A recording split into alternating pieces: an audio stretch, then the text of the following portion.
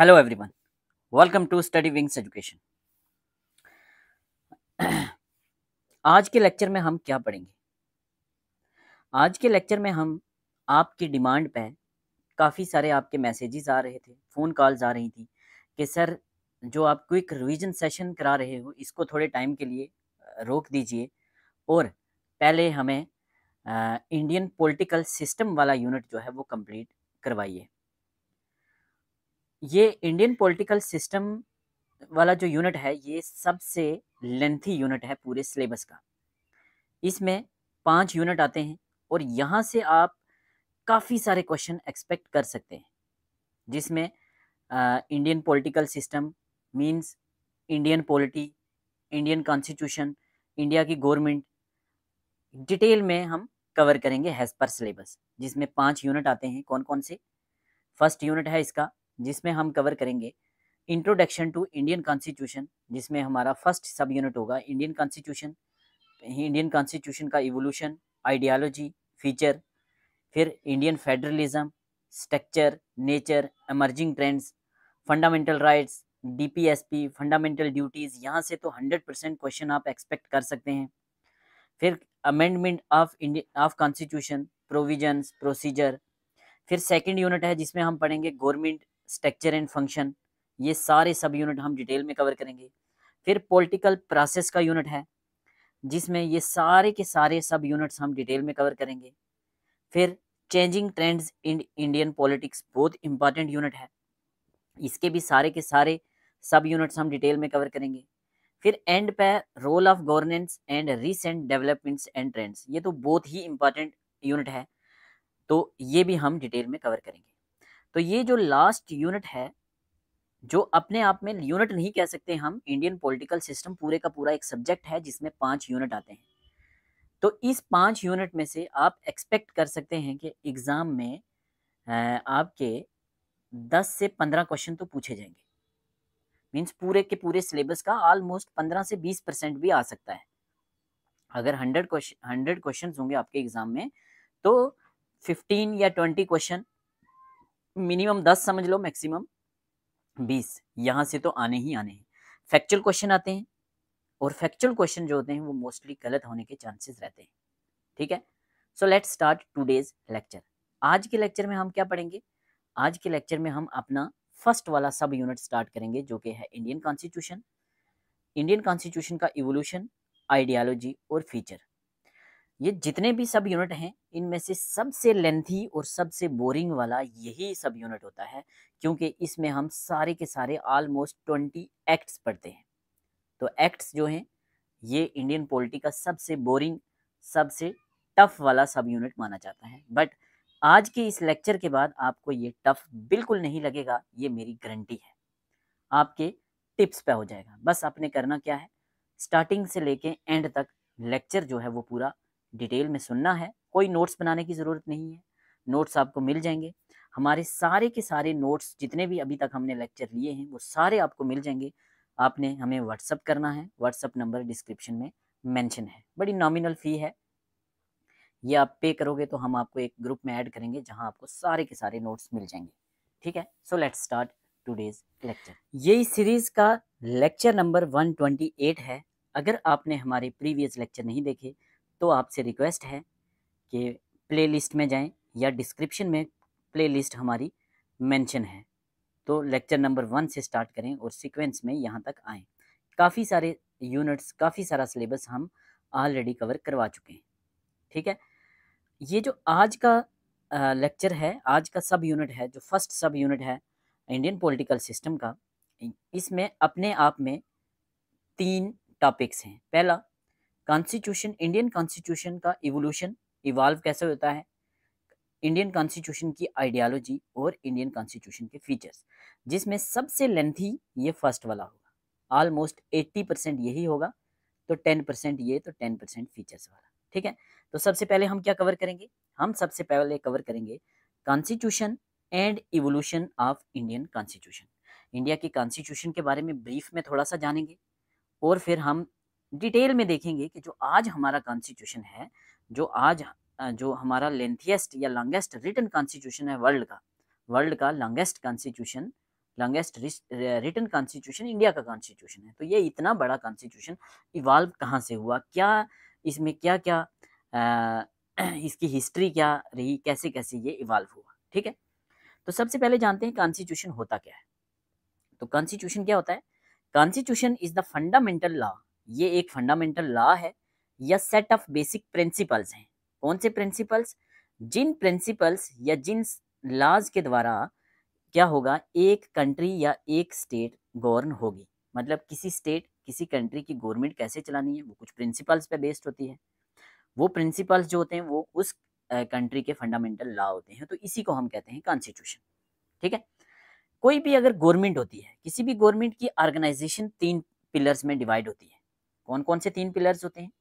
एक होता है लेजिस्लेचर, एक होता है एग्जीक्यूटिव, एक होता है जुडिशरी। लेजिस्लेचर कानून बनाते हैं, एग्जीक्यूटिव उन कानून को एग्जीक्यूट करते हैं, और जुडिशरी जो है वो चेक एंड बैलेंस करती है अगर लेजिस्लेचर या एग्जीक्यूटिव अगर सही से काम कर रहे हैं या नहीं कर रहे। तो किसी भी गवर्नमेंट के या किसी भी गवर्नमेंट के 3 पिलर्स होते हैं, लेजिस्लेचर, एग्जीक्यूटिव और जुडिशरी। फोर्थ पिलर गवर्नमेंट का कहा जाता है किसको? मीडिया को, प्रेस को। प्रेस जो है, कभी पूछा जाए अगर, तो फोर्थ पिलर ऑफ डेमोक्रेसी कहा जाता है प्रेस को, ये आपने याद रखना है, ठीक है। ये जो डिफरेंट ऑर्गन हैं या ये जो 3 पिलर्स हैं या ये लेवल ऑफ गवर्नमेंट्स हैं, पूछा जाए लेवल ऑफ गवर्नमेंट्स कितने होते हैं, ऑर्गन कितने होते हैं, पिलर कितने होते हैं, तो 3 होते हैं, लेजिस्लेचर, एग्जीक्यूटिव और जुडिशरी। और इन सब में क्या है? डिस्ट्रीब्यूशन ऑफ पावर होता है, ठीक है। कॉन्स्टिट्यूशन जो है वो हमें कुछ राइट्स देता है और बदले में कुछ सिटीजन्स की ड्यूटीज भी होती है। कॉन्स्टिट्यूशन गाइडिंग प्रिंसिपल होता है किसी भी गवर्नेंस के लिए, सरकार चलानी है उसके लिए गाइडिंग प्रिंसिपल्स कौन होता है? कॉन्स्टिट्यूशन होता है, ठीक है। इतना समझ आ गया। यहाँ से 2 क्वेश्चन बनते हैं, एग्जाम में रिपीट होते हैं। कौन कौन से?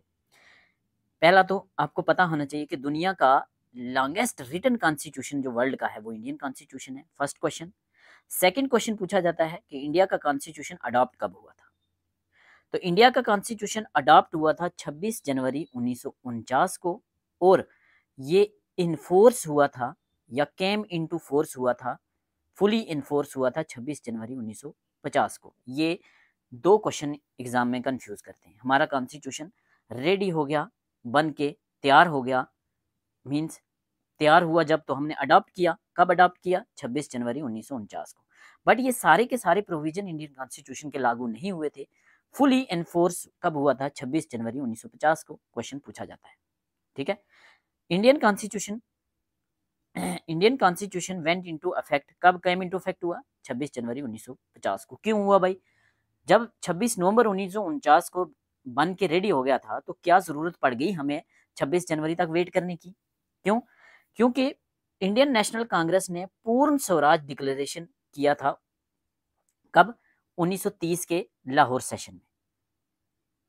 कब किया था? पूर्ण स्वराज डिक्लेरेशन कब हुआ था? 1930 में।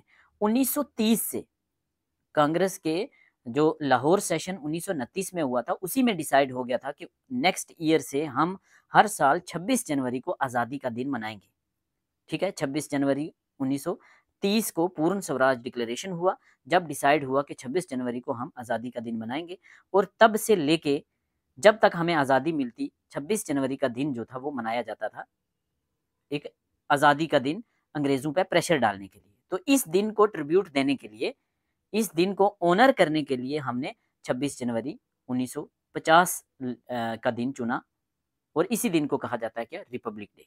यहाँ तक समझ आ गया? चलिए, बाई चूजिंग दिस डेट, ये जो चीज़ डेट जो चुनी, किसने? फ्रेमर्स ऑफ इंडियन कॉन्स्टिट्यूशन को जिन्होंने बनाया उन्होंने।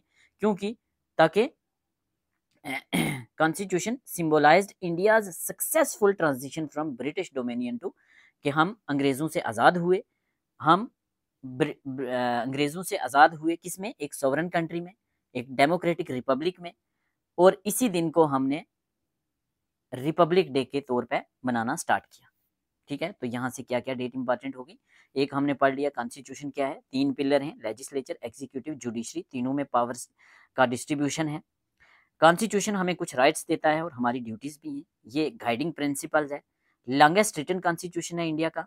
26 जनवरी 1949 को 26 नवंबर 1949 को बन के रेडी हो गया था, 26 जनवरी 1950 को केम इनटू फोर्स हुआ। क्यों हुआ? क्योंकि हम 26 जनवरी को 1930 से एक आज़ादी के दिन के तौर पे मना रहे थे। ठीक है, तो इंडिया का कॉन्स्टिट्यूशन है जो वो क्या कहता है? वो कहता है कि इंडिया सोवरेन कंट्री है, मीन्स हम अपने डिसीजन खुद ले सकते हैं। कोई भी बाहर का पर्सन जो है वो हमारे डिसीजन पे कोई उसका असर नहीं होगा, वो उसके डिसीजन से कोई फर्क नहीं पड़ेगा। हम सोवरेन हैं, हम सोशलिस्ट हैं, हम सेकुलर हैं, हम डेमोक्रेटिक रिपब्लिक हैं। रिपब्लिक क्या होता है? जिस कंट्री का हेड ऑफ स्टेट जो है वो इलेक्टेड हो। तो ये बड़े इंपॉर्टेंट फीचर्स हैं इंडियन कॉन्स्टिट्यूशन के। सोवरेन है, इंडिया का कॉन्स्टिट्यूशन कहता है कि इंडिया सोवरेन है, सोशलिस्ट है, सेकुलर है, डेमोक्रेटिक रिपब्लिक है। ये सारी बातें कहाँ की गई हैं? तो ये सारी बातें की गई हैं इंडिया के कॉन्स्टिट्यूशन के प्रीएम्बल में। इंपॉर्टेंट है, याद रखना है। ऑब्जेक्टिव क्या रहेगा कॉन्स्टिट्यूशन का? सबको जस्टिस दिलाना, सबको लिबर्टी होनी चाहिए, इक्वलिटी होनी चाहिए, सब लोग बराबर होने चाहिए, और फ्रेटर्निटी, भाईचारे से सब लोग रहने चाहिए। नेक्स्ट इंपॉर्टेंट क्वेश्चन बनता है कि जो सोशलिस्ट, सेकुलर और इंटीग्रिटी वर्ड हैं हमारे प्रीएम्बल में, SSI, क्या जब कॉन्स्टिट्यूशन बना था 1949 में ये थे वर्ड हमारे कॉन्स्टिट्यूशन में? नहीं थे। कब ऐड हुए? 42nd amendment. 42nd अमेंडमेंट कब हुआ? 1976 में, इमरजेंसी के टाइम। और 42nd अमेंडमेंट को मिनी कॉन्स्टिट्यूशन भी कहा जाता है, क्योंकि यहाँ बड़े लेवल पे इंडिया के कॉन्स्टिट्यूशन में इंदिरा गांधी ने चेंजेस लाई थी। ठीक है, तो यहाँ से ये क्वेश्चन पूछा जाता है सोशलिस्ट, सेकुलर, इंटीग्रिटी इंडिया के कॉन्स्टिट्यूशन में कब ऐड हुए? तो इंडिया के प्रीएम्बल में ऐड किया गया इनको 42nd अमेंडमेंट। 42nd अमेंडमेंट भी इंपॉर्टेंट है, 1976 भी इंपॉर्टेंट है, सेकुलर, सोशलिस्ट, इंटीग्रिटी, SSI भी इंपॉर्टेंट है। इंडिया का कॉन्स्टिट्यूशन लेंथीएस्ट रिटन कॉन्स्टिट्यूशन है। ठीक है, यहाँ से सवाल बनता है, जब इंडिया का कॉन्स्टिट्यूशन बना तब कितने आर्टिकल थे? 395 आर्टिकल थे। आज कितने आर्टिकल हैं? 470 प्लस आर्टिकल हैं। जब इंडिया का कॉन्स्टिट्यूशन बना कितने पार्ट्स थे? 22 पार्ट्स थे। आज कितने पार्ट्स हैं? 25 पार्ट्स हैं। जब इंडिया का कॉन्स्टिट्यूशन बना तो कितने शेड्यूल थे? 8 शेड्यूल थे। आज कितने हैं? 12 शेड्यूल हैं। तो यहाँ से क्वेश्चन बनता है। ठीक है, ये कुछ हमने बेसिक चीजें पढ़ ली इंडिया के कॉन्स्टिट्यूशन के बारे में। अब हम देखेंगे कि इंडिया का कॉन्स्टिट्यूशन इवॉल्व कैसे हुआ। It's evolution can be trace through historic acts. बहुत सारे एक्ट्स ब्रिटिश गवर्नमेंट लेके आई, बहुत सारी मूवमेंट्स हुई, कुछ ड्राफ्टिंग प्रोसेस चले, जिसको हम 2 पार्ट में डिवाइड करते हैं पढ़ने के लिए। कौन कौन सा? प्री इंडिपेंडेंस कॉन्स्टिट्यूशनल डेवलपमेंट, 1947 में हमें आज़ादी मिली, तो इससे पहले जितने भी कॉन्स्टिट्यूशनल डेवलपमेंट हुए, जो जितने भी ब्रिटिश गवर्नमेंट एक्ट्स लेके आई, वो प्लस सेकंड नंबर पे है कॉन्स्टिट्यूएंट असेंबली। ये वो असेंबली है जिसने हमारा कॉन्स्टिट्यूशन बनाया था। तो इंडिया के कॉन्स्टिट्यूशन को हम पढ़ने के लिए 2 पार्ट में डिवाइड करते हैं, एक प्री इंडिपेंडेंस कॉन्स्टिट्यूशनल डेवलपमेंट, दूसरा कॉन्स्टिट्यूएंट असेंबली। तो पहले हम डिटेल में कवर करेंगे प्री इंडिपेंडेंस कॉन्स्टिट्यूशनल डेवलपमेंट। सबसे लेंथी पार्ट यही रहेगा, सबसे बोरिंग यही रहेगा, कोशिश करूंगा मैं आपके दिमाग में डालने की। तो प्री इंडिपेंडेंस कॉन्स्टिट्यूशनल डेवलपमेंट को फर्दर हम 2 स्टेजेस में पढ़ते हैं। कौन कौन सा? अगर हम ये कब से कब स्टार्ट होता है, तो 1773 से स्टार्ट होता है ये टाइम पीरियड, और कब जाता है? लगभग 1949 तक जाता है, आज़ादी के बाद तक भी, लेकिन मोस्टली आप प्री इंडिपेंडेंस है तो आप 1947 भी लिख सकते हो, 1947 तक या 1946 तक। ठीक है, इसको हम 2 पार्ट में डिवाइड करते हैं, पहला ईस्ट इंडिया कंपनी का रूल, दूसरा ब्रिटिश क्राउन का रूल। तो 1773 से लेके 1857 जो आज़ादी की पहली लड़ाई लड़ी गई थी 1857 में, वहां तक ईस्ट इंडिया कंपनी का रूल था इंडिया पे। तो वहां जितने भी एक्ट आए वो हम इसके अंडर पढ़ेंगे। 1857 की लड़ाई के बाद ईस्ट इंडिया कंपनी को ख़त्म कर दिया गया और डायरेक्टली इंडिया को ब्रिटिश क्राउन के अंडर लाया गया। 1857 से लेके 1947 तक, 1857 से लेके 1947, ऑलमोस्ट 90 साल जो था वो ब्रिटिश गवर्नमेंट का डायरेक्ट रूल रहा इंडिया के ऊपर। उससे पहले किसका रूल था? ईस्ट इंडिया कंपनी जो थी वो ब्रिटिश गवर्नमेंट के बिहाफ पे रूल कर रही थी। ठीक है, अब ईस्ट इंडिया कंपनी बहुत सारे कानून लेकर आती है जो हम यहाँ पढ़ेंगे, जिनसे हमारा कॉन्स्टिट्यूशन जो है वो कहीं ना कहीं इवॉल्व हुआ है। बट उससे पहले थोड़ी सी हमें हिस्ट्री जानना ज़रूरी है कि ये ईस्ट इंडिया कंपनी यहाँ आई कैसे। ठीक है, तो बेसिकली ये हिस्ट्री का पार्ट है, हिस्ट्री में हम डिटेल में पढ़ते हैं, बट जितना आपके लिए इंपॉर्टेंट है वो हम यहाँ कवर करेंगे। ठीक, क्या याद रखना है आपने, हम बैकग्राउंड देखने लगे हैं ब्रीफ में। सन 1600 की बात है। सन 1600 में क्वीन एलिजाबेथ वन पूछा जाता है, क्वीन एलिजाबेथ वन थी, क्वीन एलिजाबेथ सेकंड थी या क्वीन विक्टोरिया थी, कौन थी? तो क्वीन एलिजाबेथ वन ने ईस्ट इंडिया कंपनी को रॉयल चार्टर ग्रांट किया। रॉयल चार्टर ग्रांट किया। रॉयल चार्टर क्या है? एक एक्ट है, एक कानून है जो पास करती है क्वीन एलिजाबेथ 1600 ईस्वी में, जिसके तहत ईस्ट इंडिया कंपनी को मोनोपोली मिलती है। ईस्ट इंडिया मीन्स लंदन की, इंग्लैंड की कंपनी है, इंडिया में ईस्ट में जा रही है, वो इंडिया में जा रही है। इंडिया, इंडोनेशिया, श्रीलंका, ये वाला जो भी चाइना, ये वाला एरिया है, इस एरिया में इंग्लैंड की सिर्फ और सिर्फ एक ही कंपनी है जो वहां जाके बिजनेस करेगी, वो होगी ईस्ट इंडिया कंपनी। इंग्लैंड की कोई और कंपनी नहीं होगी। तो यही है मोनोपोली ईस्ट इंडिया कंपनी की। और कंपनी आ सकती हैं, हमने देखा फ्रेंच आए, हमने देखा इंडोनेशिया, हमने देखा स्पेन वाले आए, पुर्तगाल वाले आए, काफ़ी सारे लोग आए, बट वो अलग कंट्रीज थी। बट इंग्लैंड की एक ही कंपनी जो है वो यहाँ बिजनेस करेगी। जब ईस्ट इंडिया कंपनी को क्वीन एलिजाबेथ वन ने रॉयल चार्टर दिया, तब इंडिया में रूल किसका था? तो यहाँ मुगल बादशाह अकबर का रूल था, याद रखना है आपने। 1600 ईस्वी में मुगल बादशाह अकबर का रूल था। 6 पावरफुल मुगल हुआ करते थे इंडिया में, 6 पावरफुल मुगल राजा रहे हैं, जिसमें फर्स्ट था बाबर, जो 1526 में आता है इंडिया में, इब्राहिम लोदी को हराता है। तो 1526 में मुगल सल्तनत की शुरुआत होती है। तो बाबर के बाद हुमायूं आता है लगभग 1530 में। फिर हुमायूं के बाद हुमायूं का बेटा अकबर आता है, अकबर का बेटा जहांगीर आता है, जहांगीर का बेटा शाहजहां, शाहजहां का बेटा औरंगजेब। तो 6 पावरफुल मुगल रहे हैं। फर्स्ट बाबर, लास्ट वाला था औरंगजेब। औरंगजेब के बाद लेटर मुगल्स काफ़ी सारे रहे हैं। बहादुर शाह जफर आखिरी मुगल बादशाह था, तो बाकी ये पावरफुल नहीं थे, कमज़ोर राजा थे। ठीक है, 1608 में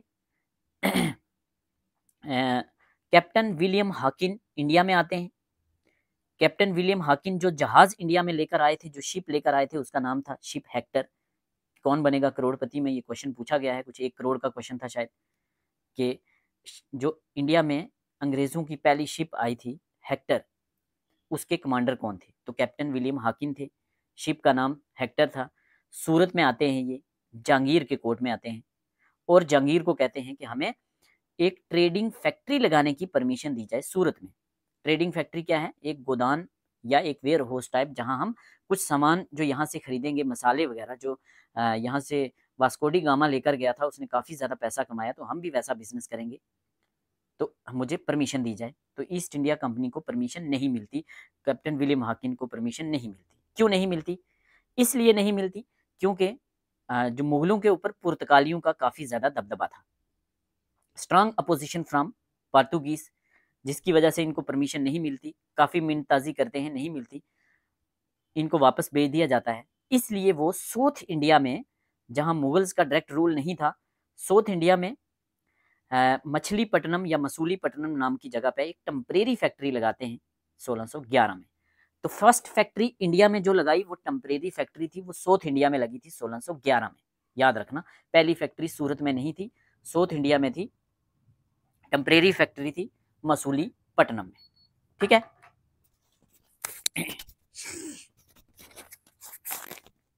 उसके बाद नेक्स्ट ईयर 1612 में ही पुर्तगालियों के बीच में और अंग्रेज़ों के बीच में एक लड़ाई होती है, जहां अंग्रेज़ जीत जाते हैं, पुर्तगाली हार जाते हैं। इसको कहते हैं बैटल ऑफ सोली। तो बैटल ऑफ सोली कब होती है? 1612 में। इंग्लिश जीत जाते हैं, पुर्तगाली या पार्टुगुल मीन्स पार्तुगीज, जो पुर्तगालियों को कहा जाता है, वो हार जाते हैं। तो पुर्तगालियों का दबदबा कम हो जाता है। अब फिर से कन्विंस करने की कोशिश करते हैं अंग्रेज़, और 1613 में जहांगीर को कन्विंस कर देते हैं। इस टाइम विलियम हाकिन भी आते हैं, थॉमस राव भी आते हैं, बट फाइनली जिस पर्सन ने कन्विंस किया था उसका नाम था कैप्टन मिडलटन। तो कैप्टन मिडलटन कन्विंस करते हैं जहांगीर को कि ठीक है, आप अपनी फैक्ट्री लगा दीजिए सूरत में। तो सूरत में जो ऑफिशियल फैक्ट्री लगती है वो 1613 में लगती है, पहली फैक्ट्री इंडिया में सूरत में जो लगती है। परमानेंट फैक्ट्री वो सूरत में थी, परमानेंट फैक्ट्री 1613 में। इससे पहले एक टेम्परेरी फैक्ट्री साउथ इंडिया में लगा चुके थे 1611 में। तो ये कुछ कन्फ्यूजन होती है, एग्जाम में पूछी जाती है, तो आपको पता होना चाहिए, ठीक है। अगर आपको हमारे लेक्चर पसंद आते हैं, आपको लगता है हम अच्छा काम कर रहे हैं, तो आप हमें फाइनेंशियल सपोर्ट कर सकते हैं, कुछ भी जितना आप एफर्ट कर सकते हैं, 10 रुपीज़ से लेके कुछ भी जितना आप एफर्ट्स कर सकते हैं, ताकि हम अपना काम और अच्छे से आगे बढ़ाएं, ठीक है। उसके बाद आपने याद रखना है 1707 में आखिरी मुगल बादशाह औरंगज़ेब, आखिरी पावरफुल मुगल बादशाह औरंगज़ेब की डेथ हो जाती है। जब इनकी डेथ हो जाती है, कौन कौन से बताए थे मैंने, बाबर, हुमायूं, अकबर, जहांगीर, शाहजहां, औरंगज़ेब। तो औरंगज़ेब की डेथ कब होती है? 1707 में होती है। 1707 में इनकी डेथ होने के बाद मुगल जो किंग हैं, इनके बेटे आपस में लड़ना स्टार्ट कर देते हैं और छोटे छोटे टुकड़ों में बट जाता है जो भी इनकी सल्तनत होती है। तो मीन्स 1707 के बाद मुगल एम्पायर वीक होना स्टार्ट हो जाता है। अगले 10 सालों में मुगल एम्पायर काफ़ी वीक हो जाता है, और 1717 में जो आपको जो डेट इंपॉर्टेंट है मैं वही बता रहा हूँ। पूरी डिटेल तो हम हिस्ट्री में पढ़ते हैं, जितना काम का है वही आपने जानना है। 1717 में इंडिया के मुगल बादशाह थे फारूक सियार। तो फारूक सियार इससे पहले बीमार हो गए थे, उनके थाई रीजन में कोई सिस्ट बन गई थी। तो एक ईस्ट इंडिया कंपनी के डॉक्टर थे, डॉक्टर हैमिल्टन, उन्होंने उनका ट्रीटमेंट किया था। तो ईस्ट इंडिया कंपनी बड़ी चालाकी करती है, एक डेलीगेशन भेजती है फारूक सियार के पास, जिसके हेड होते हैं, जिसका एक इम्पॉर्टेंट पार्ट होते हैं डॉक्टर हैमिल्टन। तो वो फारूक सियार को कहते हैं कि सर, आपसे एक रिक्वेस्ट है, हमें बंगाल, बिहार और उड़ीसा में टैक्स फ्री ट्रेड करने की परमिशन दे दीजिए। और फारूक सियार बड़ी खुशी से एक पेपर पे एक फरमान जारी करते हैं, फरमान एक आर्डर जारी करते हैं, जिस आर्डर का नाम होता है फारूक सियार फरमान। फरमान मीन्स आर्डर, इसको हम दस्तक भी कहते हैं। दस्तक क्या है? इस आर्डर के तहत कुछ पर्चीज जारी होती थी, कुछ स्लिप जारी होती थी, जो पासिस थे, पास थे या दस्तक थे। मीन्स ईस्ट इंडिया कंपनी के कोई भी मुलाजम जिनके पास ये पर्ची है, वो दिखा के तो वो अपना सामान की ट्रेडिंग कर सकते थे, उनसे कोई भी टैक्स नहीं लिया जाएगा, ये बता के कि ये ईस्ट इंडिया कंपनी का सामान है।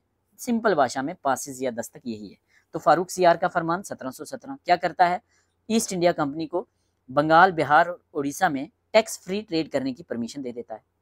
अगले लगभग 1717 से लेकर 1757 अगले 30-40 सालों में बंगाल, बिहार, उड़ीसा को ईस्ट इंडिया कंपनी एकदम चूस लेती है, दबा के ट्रेड करती है। बट कंपनी ट्रेड नहीं करती, एक्चुअल में जो कंपनी के मुलाजिम होते हैं वो ईस्ट इंडिया कंपनी के नाम पे ट्रेड करते हैं, टैक्स नहीं देते, दस्तक दिखाते हैं, पासिस दिखाते हैं, ईस्ट इंडिया कंपनी का ट्रेड है, ये सामान है, बट अपनी जेबें वो भरते हैं। जिसकी वजह से क्या होता है, ईस्ट इंडिया कंपनी काफ़ी कमज़ोर होती है, लेकिन उसके जितने भी एम्प्लॉई हैं वो अमीर होते जाते हैं।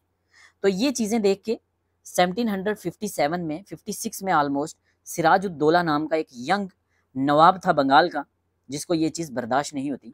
वो कहते हैं कि ठीक है, अब इन अंग्रेज़ों को सबक सिखाना पड़ेगा, ठीक है। तो कलकत्ता के किला में कुछ जो अंग्रेज़ सरकार के कुछ मुलाजिम होते हैं, ऑलमोस्ट 46 पर्सन एक रूम में बंद कर दिए जाते हैं सिराजुद्दौला के द्वारा, और बाहर ताला लगा दिया जाता है।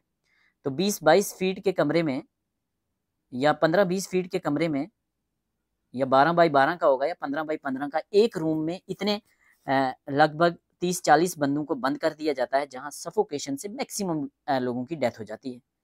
तो बड़ा एक गलत मैसेज जाता है हर न्यूज़पेपर में। ये चीज़ देख के रॉबर्ट क्लाइव साउथ इंडिया में गए होते हैं, उनको बड़ा गुस्सा आता है, तो वो आते हैं कलकत्ता में, कहते हैं कि मैं सबक सिखाऊंगा सिराजुद्दौला को। तो प्लासी नाम की जगह पर लड़ाई होती है, बैटल ऑफ प्लासी कहते हैं इसको। बैटल ऑफ प्लासी किस किस के बीच में हुई थी? रॉबर्ट क्लाइव के बीच में और सिराजुद्दौला के बीच में। तो यहाँ सिराजुद्दौला का जो कमांडर इन चीफ था मीर जाफर, वो बिक जाता है, रॉबर्ट क्लाइव का साथ दे देता है, और यहाँ सिराजुद्दौला को मार दिया जाता है। तो बैटल ऑफ प्लासी कब होती है? 1757 में। किस किस के बीच में होती है? रॉबर्ट क्लाइव के बीच में और सिराजुद्दौला के बीच में। रॉबर्ट क्लाइव जीत जाता है, आपको इतना याद रखना है। तो इस तरह से रॉबर्ट क्लाइव बन जाता है first governor of Bengal. Bengal का पहला गवर्नर बन गया है Robert Clive, battle of Plassey को जीत कर। और सिराजुद्दौला की जगह जो मीर जाफर, जिसने गद्दारी की थी सिराजुद्दौला के साथ, उसको अगला नवाब बना दिया जाता है, ठीक है। उसके बाद मीर जाफर भी, अब उसको भी अच्छा नहीं लगता इस तरह से अंग्रेज लूट रहे होते हैं, तो अंग्रेजों के खिलाफ जाता है। तो मीर जाफर को भी अंग्रेज हटा देते हैं, तो मीर जाफ़र की जगह मीर कासिम को नवाब बना दिया जाता है। ठीक है, मीर कासिम को भी लगता है कि यार ये तो बड़ा गलत हो रहा है, बंगाल, बिहार, उड़ीसा से ये टैक्स फ्री ट्रेड कर रहे हैं, ये इंडिया के खजाने को लूट रहे हैं, तो कुछ करना पड़ेगा। तो मीर कासिम जो कि नवाब हैं बंगाल के, और अवध के नवाब शुजाउद्दौला, सिराजुद्दौला अलग हैं, ये शुजाउद्दौला हैं, और मुगल बादशाह शाह आलम सेकंड, ये तीनों मिलकर कहते हैं कि ये हम तीनों मिलकर अंग्रेजों को हराएंगे। तो ये तीनों मिलकर एक लड़ाई लड़ते हैं, जिस लड़ाई का नाम है बैटल ऑफ बक्सर, जो 1764 में लड़ी जाती है। तो बैटल ऑफ बक्सर कब होती है? 1764 में। किस किस के बीच में होती है? अंग्रेजों की तरफ से हेक्टर मोनरो होते हैं, हेक्टर मोनरो, और इंडिया की तरफ से 3 बड़े राजा, नवाब ऑफ अवध शुजाउद्दौला, नवाब ऑफ बंगाल मीर कासिम, और मुगल बादशाह शाह आलम सेकंड। तो इन 3 बड़े किंग्स की फौज ऑलमोस्ट 40,000 प्लस की आर्मी सिराज हेक्टर मोनरो की 6-7 हज़ार आर्मी से हार जाती है। मींस हेक्टर मोनरो यहाँ भी जीत जाते हैं, और एकदम हेक्टर मोनरो का सिर चकरा जाता है कि इतना बड़ा एरिया मैंने जीत लिया, अब मैं इसका करूंगा क्या। तो battle of Plassey Robert Clive ने जीती, battle of Buxar Hector Munro ने जीती। रॉबर्ट क्लाइव इस टाइम अच्छा खासा पैसा कमा के वापस लंदन चले गए थे, वहां जाके वो इंग्लैंड में मेंबर ऑफ पार्लियामेंट बन चुके थे। ठीक है, तो हेक्टर मोनरो 1764 में बैटल ऑफ बक्सर जीतते हैं, इंग्लैंड में एक लेटर लिखते हैं कि ऐसे ऐसे मैंने इतना बड़ा एरिया जीत लिया है, मुझे समझ नहीं आ रही कि मैं इसका करूं क्या। तो इंग्लैंड में वहां से भेजा जाता है फिर से रॉबर्ट क्लाइव को, इंपॉर्टेंट है क्वेश्चन पूछा जाता है, रॉबर्ट क्लाइव को फिर से इंडिया भेजा जाता है, और रॉबर्ट क्लाइव यहाँ आके बढ़िया दिमाग लगाते हैं जैसा प्लासी में लगाया था, और एक ट्रीटी साइन होती है, जिस ट्रीटी का नाम है ट्रीटी ऑफ अलाहाबाद। तो बैटल ऑफ बक्सर के बाद ट्रीटी कौन सी साइन होती है? नेक्स्ट ईयर 1764 में treaty of Allahabad. Treaty of Allahabad में क्या होता है, किस किस के बीच में होती है? तो एक तरफ कौन होता है? एक तरफ होते हैं हेक्टर मोनरो, और दूसरी तरफ होते हैं शाह आलम सेकंड, क्योंकि इंडिया का राजा तो एक ही है ना, मुगल राजा शाह आलम सेकंड है। तो शाह आलम सेकंड और हेक्टर मोनरो के बीच में नहीं होती, रॉबर्ट क्लाइव के बीच में होती है सारी। क्यों? हेक्टर मोनरो ने चिट्ठी लिखी इंग्लैंड में, वहां से रॉबर्ट क्लाइव को भेजा गया, रॉबर्ट क्लाइव ने फिर से अपना बड़ी प्लासी वाला दिमाग लगाया और एक ट्रीटी साइन की, ट्रीटी ऑफ अलाहाबाद। क्या किया इस ट्रीटी में? इस ट्रीटी में उसने बंगाल में स्टार्ट किया dual system of Bengal. Very very important, dual system in Bengal किसने स्टार्ट किया था? रॉबर्ट क्लाइव ने स्टार्ट किया था, हेक्टर मोनरो ने नहीं। कब किया था? ट्रीटी ऑफ अलाहाबाद में। कब किया था? बैटल ऑफ बक्सर के बाद। क्या था ये ड्यूल सिस्टम? ड्यूल सिस्टम था कि जो ईस्ट इंडिया कंपनी है उसके पास होंगे दीवानी राइट्स। दीवानी राइट्स किसके? बीबीओ के। बंगाल, बिहार, उड़ीसा में पहले सिर्फ इतनी परमिशन थी कि आप टैक्स फ्री ट्रेड कीजिए, अब दीवानी राइट्स मिल गए। दीवानी राइट्स मींस जितने भी टैक्स कलेक्ट होंगे वो सारे के सारे east India company tax collect करेगी। अंग्रेज गवर्नमेंट के लिए, सॉरी सरकार किसकी है अभी? मुगल गवर्नमेंट है। तो मुगल गवर्नमेंट जो है वो चलाएगी निजामत। निजामत मीन्स निजाम, निजाम मीन्स एडमिनिस्ट्रेशन।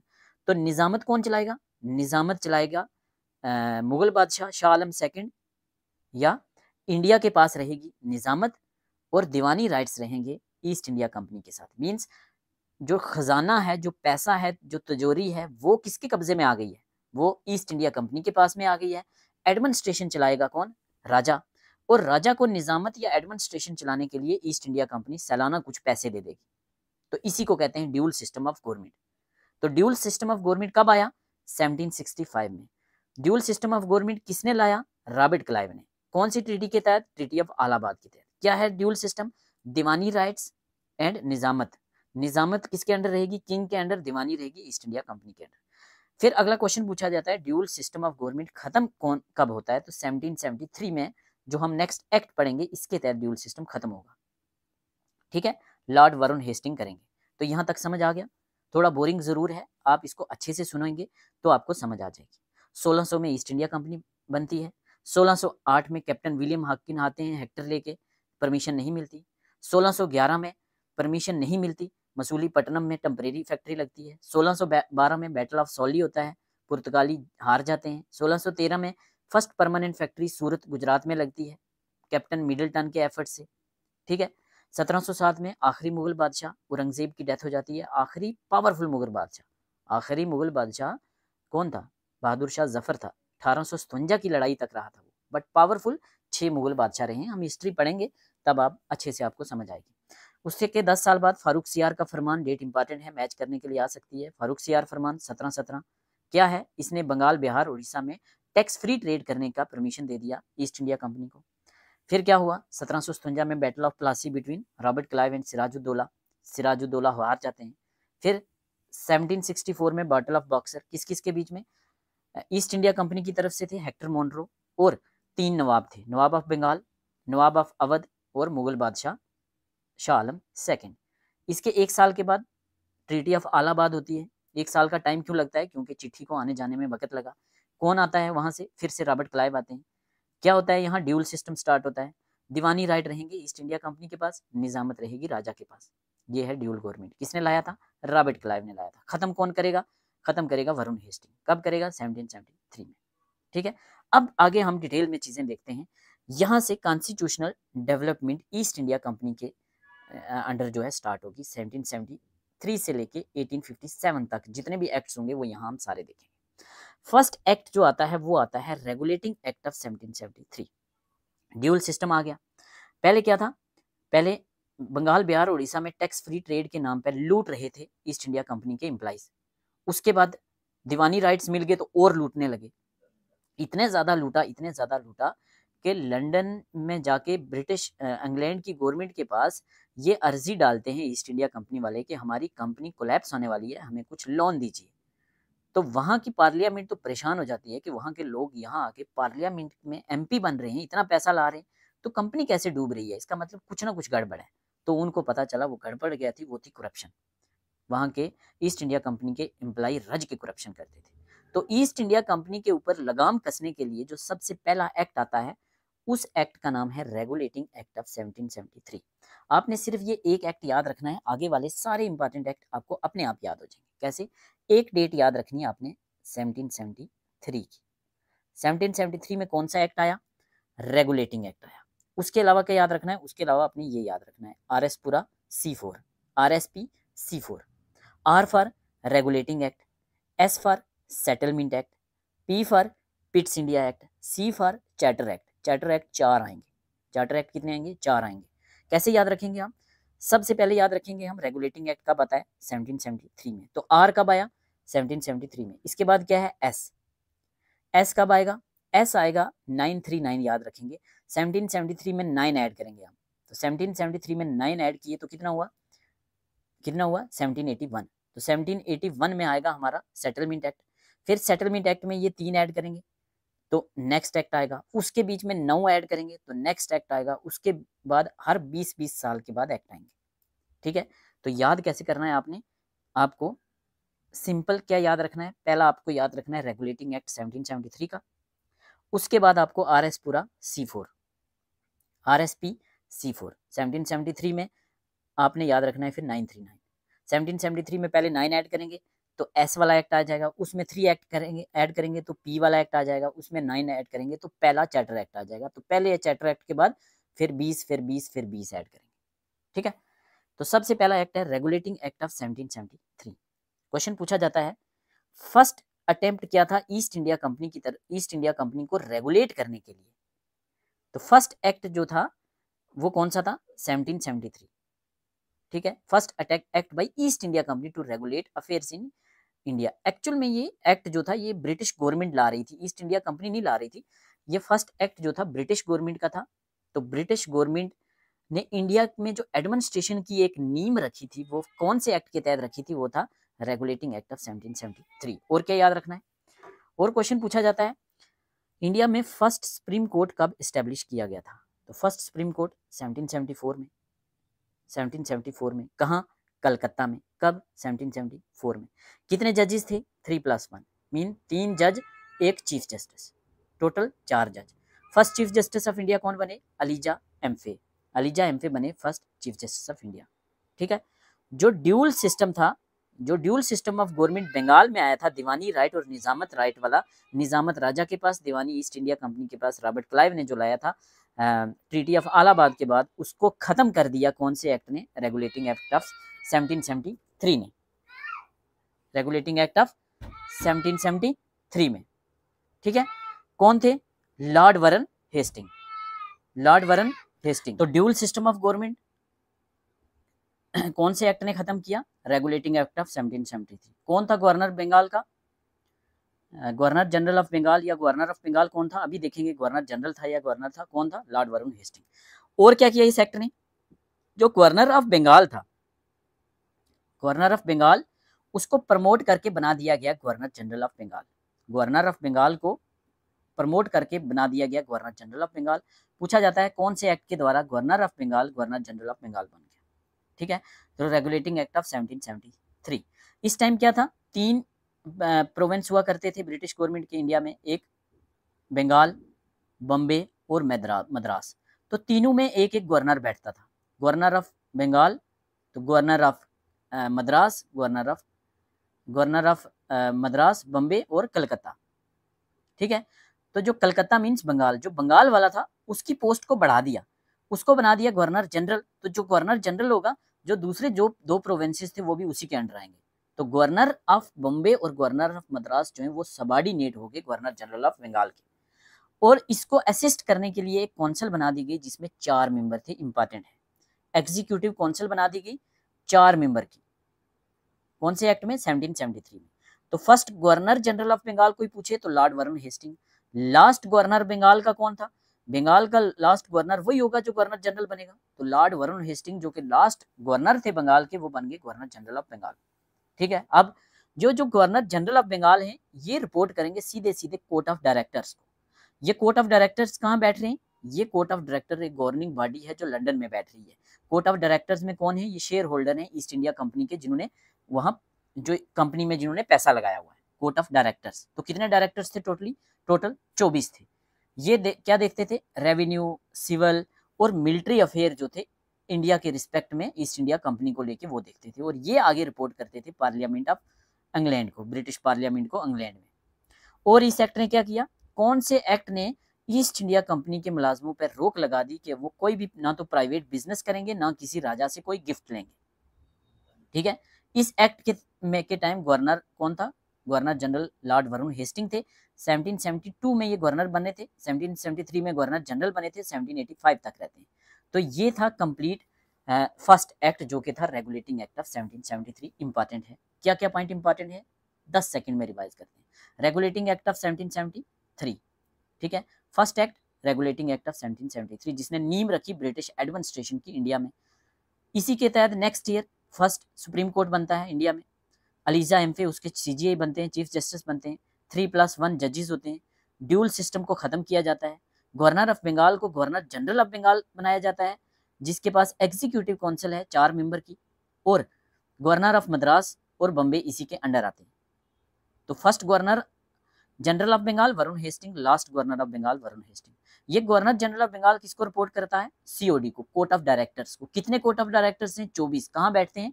ये लंदन में बैठते हैं। क्या देखते हैं ये कंपनी के रेवेन्यू, सिविल, मिलिट्री अफेयर्स को देखते हैं इंडिया के रिस्पेक्ट में। ये किसको रिपोर्ट करते हैं? ये रिपोर्ट करते हैं ब्रिटिश पार्लियामेंट को इंग्लैंड में। और कौन से एक्ट ने ईस्ट इंडिया कंपनी के एम्प्लॉइज पर रोक लगा दी कि वो कोई भी बिजनेस नहीं करेंगे, किसी राजा से कोई गिफ्ट नहीं लेंगे, मींस करप्शन को रोकना मेन मकसद था रेगुलेटिंग एक्ट ऑफ 1773। तो क्या पढ़ा था हमने? RSP। आर के बाद क्या? S। आर में क्या ऐड करेंगे? 9 ऐड करेंगे तो आएगा S, एक्ट ऑफ सेटलमेंट। तो 9 ऐड किया तो क्या हुआ? 1773 में हमने 9 ऐड किया तो आ गया 1781। तो नेक्स्ट है एक्ट ऑफ सेटलमेंट। इसमें सिर्फ 2-3 पॉइंट है इंपॉर्टेंट। एक्ट ऑफ सेटलमेंट क्या होगा? एक तो सुप्रीम कोर्ट बन गया।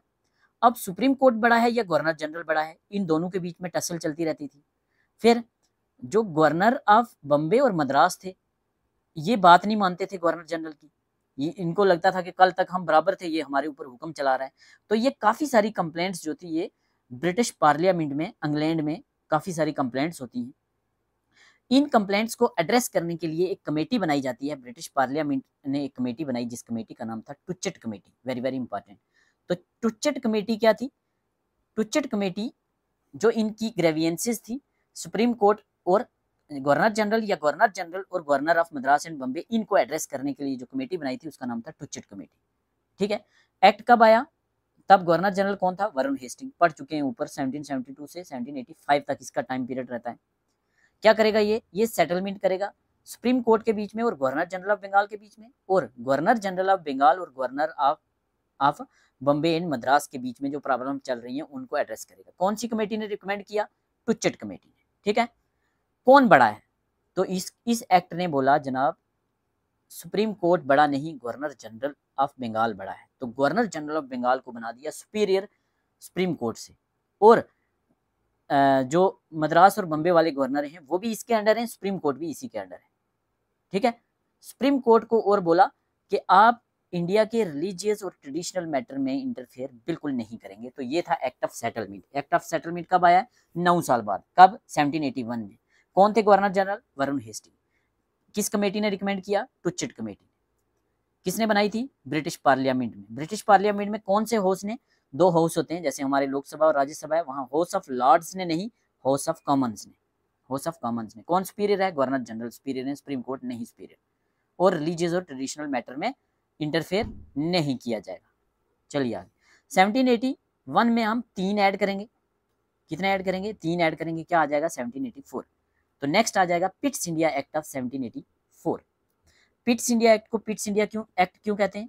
क्योंकि प्राइम मिनिस्टर थे इंग्लैंड के उस टाइम विलियम पिट्स, इनके नाम पे था। इंडिया में गवर्नर जनरल कौन था? वही वरुण हेस्टिंग 85 तक रहेगा। इसने क्या किया? वेरी वेरी इंपॉर्टेंट, इसने कंपनी के कमर्शियल और पॉलिटिकल फंक्शन को अलग अलग कर दिया। कौन से एक्ट ने ईस्ट इंडिया कंपनी के कमर्शियल और पॉलिटिकल फंक्शन को सेपरेट किया था? पिट्स इंडिया एक्ट। First question. और इसने क्या किया? इसने एक system of double government India में स्टार्ट किया। सिस्टम ऑफ डबल गवर्नमेंट, वो जो ड्यूल सिस्टम ऑफ गवर्नमेंट था ना, वो इंडिया का था, ये ईस्ट इंडिया कंपनी का है। जिस दीवानी और निजामत रॉबर्ट क्लाइव ने लाया था वो अलग था।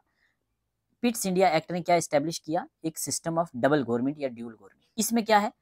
इसमें कंपनी के वर्क को 2 पार्ट में डिवाइड किया, एक कमर्शियल फंक्शंस, दूसरे पॉलिटिकल फंक्शंस। कमर्शियल फंक्शन कौन देखेगा? वो जो 24 कोर्ट ऑफ डायरेक्टर्स हैं वो क्या देखेंगे? ईस्ट इंडिया कंपनी का बिजनेस अफेयर, टैक्स, ट्रेड वगैरह। पॉलिटिकल फंक्शन कौन देखेगा? Board of control. Board of control एक नई बॉडी होगी जिसमें 6 मेंबर होंगे, जिसमें 4 ब्रिटिश कैबिनेट रैंक के मिनिस्टर होंगे और 2 प्राइवी काउंसिल के मेंबर होंगे, टोटल होंगे 6। जो ये बोर्ड ऑफ कंट्रोल है ये देखेगा सिविल, मिलिट्री या गवर्नमेंट के रेवेन्यू के रिलेटेड जितने भी मैटर होंगे, किसके? ब्रिटिश पोसेशन इन इंडिया के। British possession in India means जो इंडिया की टेरिटरीज हैं, इंडिया की टेरिटरीज हैं उनके ऊपर कब्जा ईस्ट इंडिया का है, उसको बोला गया ब्रिटिश पोसेशन इन इंडिया। एक क्वेश्चन में, एक पेपर में ये कहीं क्वेश्चन पूछा गया है क्या, कि first time east India Company की जो टेरिटरीज हैं इंडिया में उनको कौन से एक्ट में बोला गया ब्रिटिश पोसेशन इन इंडिया? तो पिट्स इंडिया एक्ट 1784। कौन से एक्ट ने कमर्शियल और पॉलिटिकल फंक्शन अलग अलग कर दिए? पिट्स इंडिया एक्ट ने। कमर्शियल में क्या होगा? बिजनेस रिलेटेड सारे अफेयर्स। कौन देखेगा? Court of directors. कितने कोर्ट ऑफ डायरेक्टर्स होंगे? 24। पॉलिटिकल फंक्शन कौन देखेगा? एक नई बॉडी जिसका नाम होगा बोर्ड ऑफ कंट्रोल। इसमें कितने मेंबर होंगे? 6 मेंबर होंगे। ठीक है। और strength of governor general council, जो गवर्नर जनरल काउंसिल की स्ट्रेंथ पीछे कितनी थी? 4 मेंबर थी। रेगुलेटिंग एक्ट ऑफ 1773 में जो काउंसिल बनाई थी 4 मेंबर थी, उसको कम करके 3 कर दिया गया। तो कौन से एक्ट में गवर्नर जनरल काउंसिल की स्ट्रेंथ को 4 से 3 किया गया? किसमें किया गया? तो वो किया गया पिट्स इंडिया एक्ट में, एक्सक्लूडिंग गवर्नर जनरल को छोड़ के। मीन्स 3 मेंबर हैं। सपोज करो कोई कानून पास करना है तो 3 में से 2 ने बोला कि ये कानून पास नहीं करना, सिर्फ एक मेंबर बोल रहा है कि कानून पास करना है, तो एक मेंबर से तो काम बनेगा नहीं। तो अब गवर्नर जनरल जो है वो, अगर वो सपोर्ट करेगा इसको कि जी हाँ करना है, तो क्या हो जाएगा? टाई हो जाएगी। 2 बोल रहे हैं करना है, 2 बोल रहे हैं नहीं करना, और गवर्नर जनरल को दे दी ये वीटो पावर। गवर्नर जनरल को दे दी वीटो पावर, तो जो बात गवर्नर जनरल बोलेगा वही होगी। 2 ने बोला पास करना है, 1 ने बोला नहीं करना, और गवर्नर जनरल ने भी बोल दिया नहीं करना, तो गवर्नर जनरल के पास वीटो पावर है। तो पलड़ा भारी किसका कर दिया? गवर्नर जनरल का कर दिया। तो पिट्स इंडिया एक्ट से 4-5 क्वेश्चन बनते हैं डिटेल में, चाहे आपका एग्जाम हो, लेक्चरर का हो, पीएससी का हो, यूपीएससी का हो, इससे बाहर कुछ नहीं आता। Pitt's India Act 1784। William Pitt prime minister थे, वरुण हेस्टिंग गवर्नर जनरल थे। कमर्शियल और पॉलिटिकल फंक्शन अलग अलग कर दिए। इसको क्या बोला? System of double government. Commercial function court of director करेंगे, political function board of control करेगा। पूछा जाता है ये दोनों। ठीक है। उसके अलावा गवर्नर जनरल की काउंसिल 4 से 3 कर दी गई। वीटो पावर गवर्नर जनरल को दे दी गई। ब्रिटिश पोसेशन इन इंडिया बोला गया जो भी टेरिटरीज हैं इंडिया में। तो क्या था आगे? RPS RSPURA, R for Regulating Act, X for settlement, P for Pitt तक पहुंच गए हम। तो C4 4 चार्टर एक्ट हैं, तो क्या ऐड करेंगे हम 9। तो 1784 में 9 ऐड किया तो चार्टर एक्ट ऑफ 1793। इससे आगे तो सीधे सीधे 20-20 साल बाद आएंगे। 1793 के बाद आएगा 20 साल बाद 1813 में, फिर 1833 में, फिर 1853 में। 53 के बाद 1857 की लड़ाई हो जाएगी, तो वहाँ ब्रिटिश क्राउन उसके बाद स्टार्ट हो जाएगा। तो charter Act of 1793 very very important.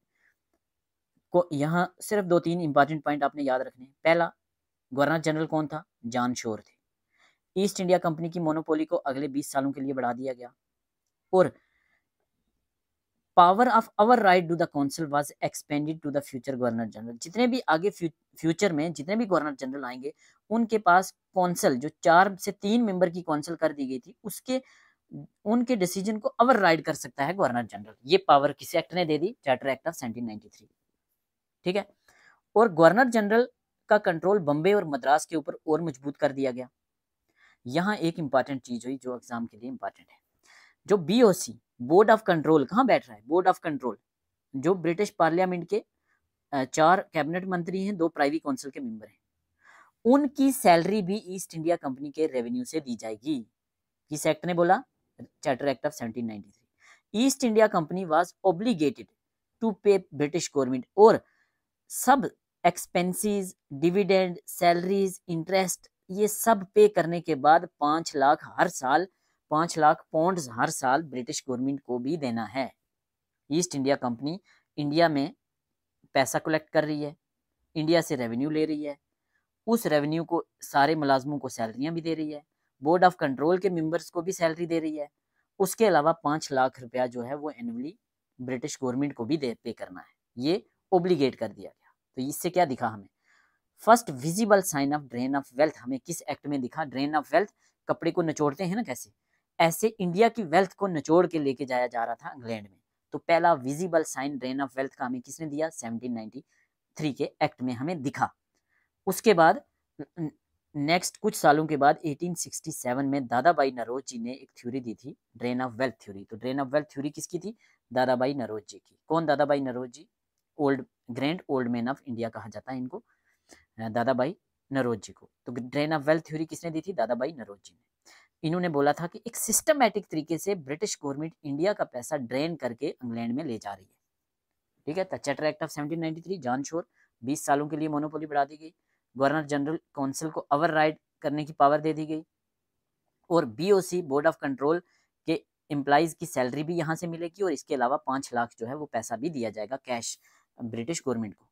First visible sign यहाँ हमें दिखा ड्रेन ऑफ वेल्थ का। इसके 20 साल के बाद नेक्स्ट एक्ट आएगा, चार्टर एक्ट ऑफ 1813। इस यहाँ 2 ही इंपॉर्टेंट चीजें हैं। 4-5 पॉइंट हमने टोटल लिखे हैं, 2 एग्जाम में पूछे जाते हैं। कौन कौन से पूछे जाते हैं? कौन से एक्ट ने ईस्ट इंडिया कंपनी की मोनोपोली खत्म कर दी चाय और ट्रेड विद चाइना को छोड़ के? अब ईस्ट इंडिया कंपनी की मोनोपोली नहीं होगी, सिर्फ ईस्ट इंडिया कंपनी की मोनोपोली होगी टी के ऊपर और ट्रेड विद चाइना के साथ। चाइना के साथ ये ट्री का बिजनेस भी करते थे और ओपियम, चर्स गांजा का बिजनेस भी करते थे। इंडिया चाइना रिलेशन में हमने ओपियम वार्स भी पढ़ी हैं डिटेल में। तो कौन से एक्ट ने ईस्ट इंडिया कंपनी की मोनोपोली खत्म कर दी गई? 1813 में। यहाँ 2 क्वेश्चन बनते हैं। अगर पूछा जाए ईस्ट इंडिया कंपनी की मोनोपोली चाय और ट्रेड विद चाइना को छोड़ के खत्म हुई 1813 में, और पूरे तरीके से ईस्ट इंडिया कंपनी की मोनोपोली खत्म कब हुई? जब चाय के साथ, चाय और ट्रेड विद चाइना पे भी मोनोपोली पूरे तरीके से खत्म हुई थी, वो हुई थी 1833 में। 1813 में मोनोपोली तो खत्म हुई, लेकिन अभी भी टी के ऊपर और ट्रेड विद चाइना पे मोनोपोली ईस्ट इंडिया कंपनी की है, पूरे तरीके से 1833 में होगी। तो यहाँ क्या है? Charter Act of 1813। Governor general कौन थे? Lord Hasting. वरुण हेस्टिंग नहीं है, ये दूसरे हैं, ये फ्रांसिस राडॉन हेस्टिंग है। ठीक है। ईस्ट इंडिया कंपनी की मोनोपोली खत्म कर दी गई चाय और ट्रेड विद चाइना को छोड़ के। First time revenue of east India को 2 पार्ट में डिवाइड किया। अब रेवेन्यू को भी 2 पार्ट में डिवाइड किया। एक कमर्शियल रेवेन्यू जो ट्रेडिंग करके बिजनेस करके रेवेन्यू आ रहा है, दूसरा पॉलिटिकल रेवेन्यू जो इंडिया से टैक्स लिया जा रहे हैं। तो कौन से एक्ट में ईस्ट इंडिया कंपनी के रेवेन्यू को 2 पार्ट में डिवाइड किया? कमर्शियल रेवेन्यू, पॉलिटिकल रेवेन्यू, 1813 के एक्ट में। और इंपॉर्टेंट पॉइंट जो एग्जाम में पूछा जाता है, कौन से एक्ट ने क्रिश्चियन मिशनरीज को अलो किया इंडिया में? कि इंडिया में आइए और इंडिया में क्रिश्चियन मजहब को आप प्रमोट कीजिए। किस एक्ट ने? 1813 वाले एक्ट ने। और कौन से एक्ट ने फर्स्ट टाइम बात की कि इंडिया में एजुकेशन को, साइंटिफिक डेवलपमेंट, साइंस और एजुकेशन के लिए हर साल 1 लाख रुपया दिया जाएगा? ये बोला चार्टर एक्ट ऑफ 1813 में। ऐसा हुआ नहीं था, सिर्फ बोला गया था बट हुआ नहीं था, क्योंकि जो अंग्रेज एम्प्लॉइज थे यहाँ, उन्होंने इस चीज़ का अपोज किया था। तो कौन से एक्ट ने सबसे पहले बात की? साइंटिफिक डेवलपमेंट और एजुकेशन के लिए 1 लाख दिया जाएगा, charter Act of 1813। East India Company की मोनोपोली खत्म कर दी गई, टी और ट्रेड विद चाइना को छोड़ के, charter Act of 1813। Christian missionaries को किस एक्ट ने अलो किया? 1813। कौन से एक्ट ने ईस्ट इंडिया कंपनी के रेवेन्यू को 2 पार्ट में डिवाइड किया, कमर्शियल और political revenue? Charter Act of 1813। इससे बाहर कुछ नहीं आएगा। नेक्स्ट 20 साल बाद आएगा चार्टर एक्ट ऑफ 1833। इस एक्ट को सेंट हेलेन एक्ट भी कहते हैं, पूछा जाता है। सेंट हेलेन क्या था? एक आइलैंड था, जो जब इंडिया से हम जाते थे इंग्लैंड में, तो रास्ते में एक आइलैंड आता था, जिस आइलैंड का नाम था सेंट हेलेन आइलैंड, जो ब्रिटिश ईस्ट इंडिया कंपनी के कंट्रोल में था। तो जब ईस्ट इंडिया कंपनी की मोनोपोली पूरे तरीके से खत्म कर दी गई, तो अब ये सेंट हेलेन आइलैंड जो है, ये किसका होगा? ये ईस्ट इंडिया कंपनी का नहीं होगा, ये ब्रिटिश गवर्नमेंट का होगा। ये किस एक्ट में बात की गई?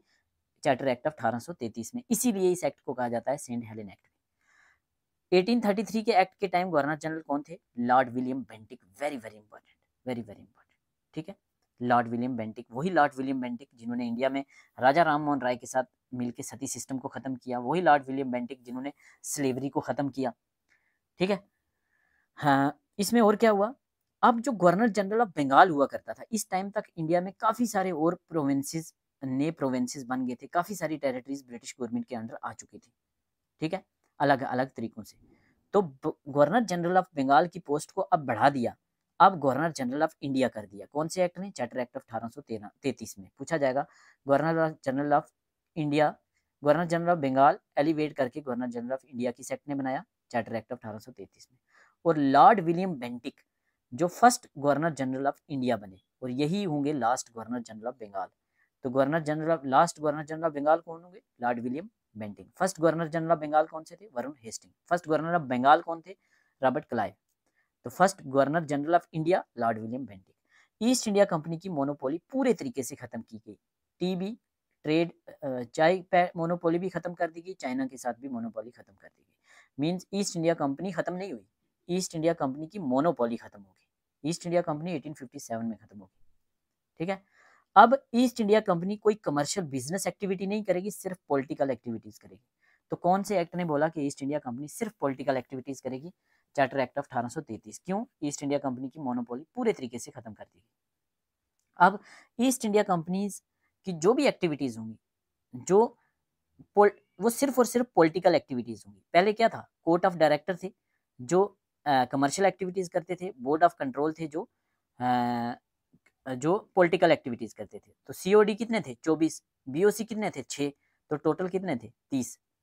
तो ये 30, 24 प्लस 6, ये मिल के पॉलिटिकल एक्टिविटीज ही करेंगे। East India company holding territories possession on. अब ईस्ट इंडिया कंपनी के पास जो भी टेरिटरीज है इंडिया में, वो उसकी अपनी नहीं है, वो उसने क्वीन ऑफ इंग्लैंड के बिहाफ पे होल्ड की हुई है।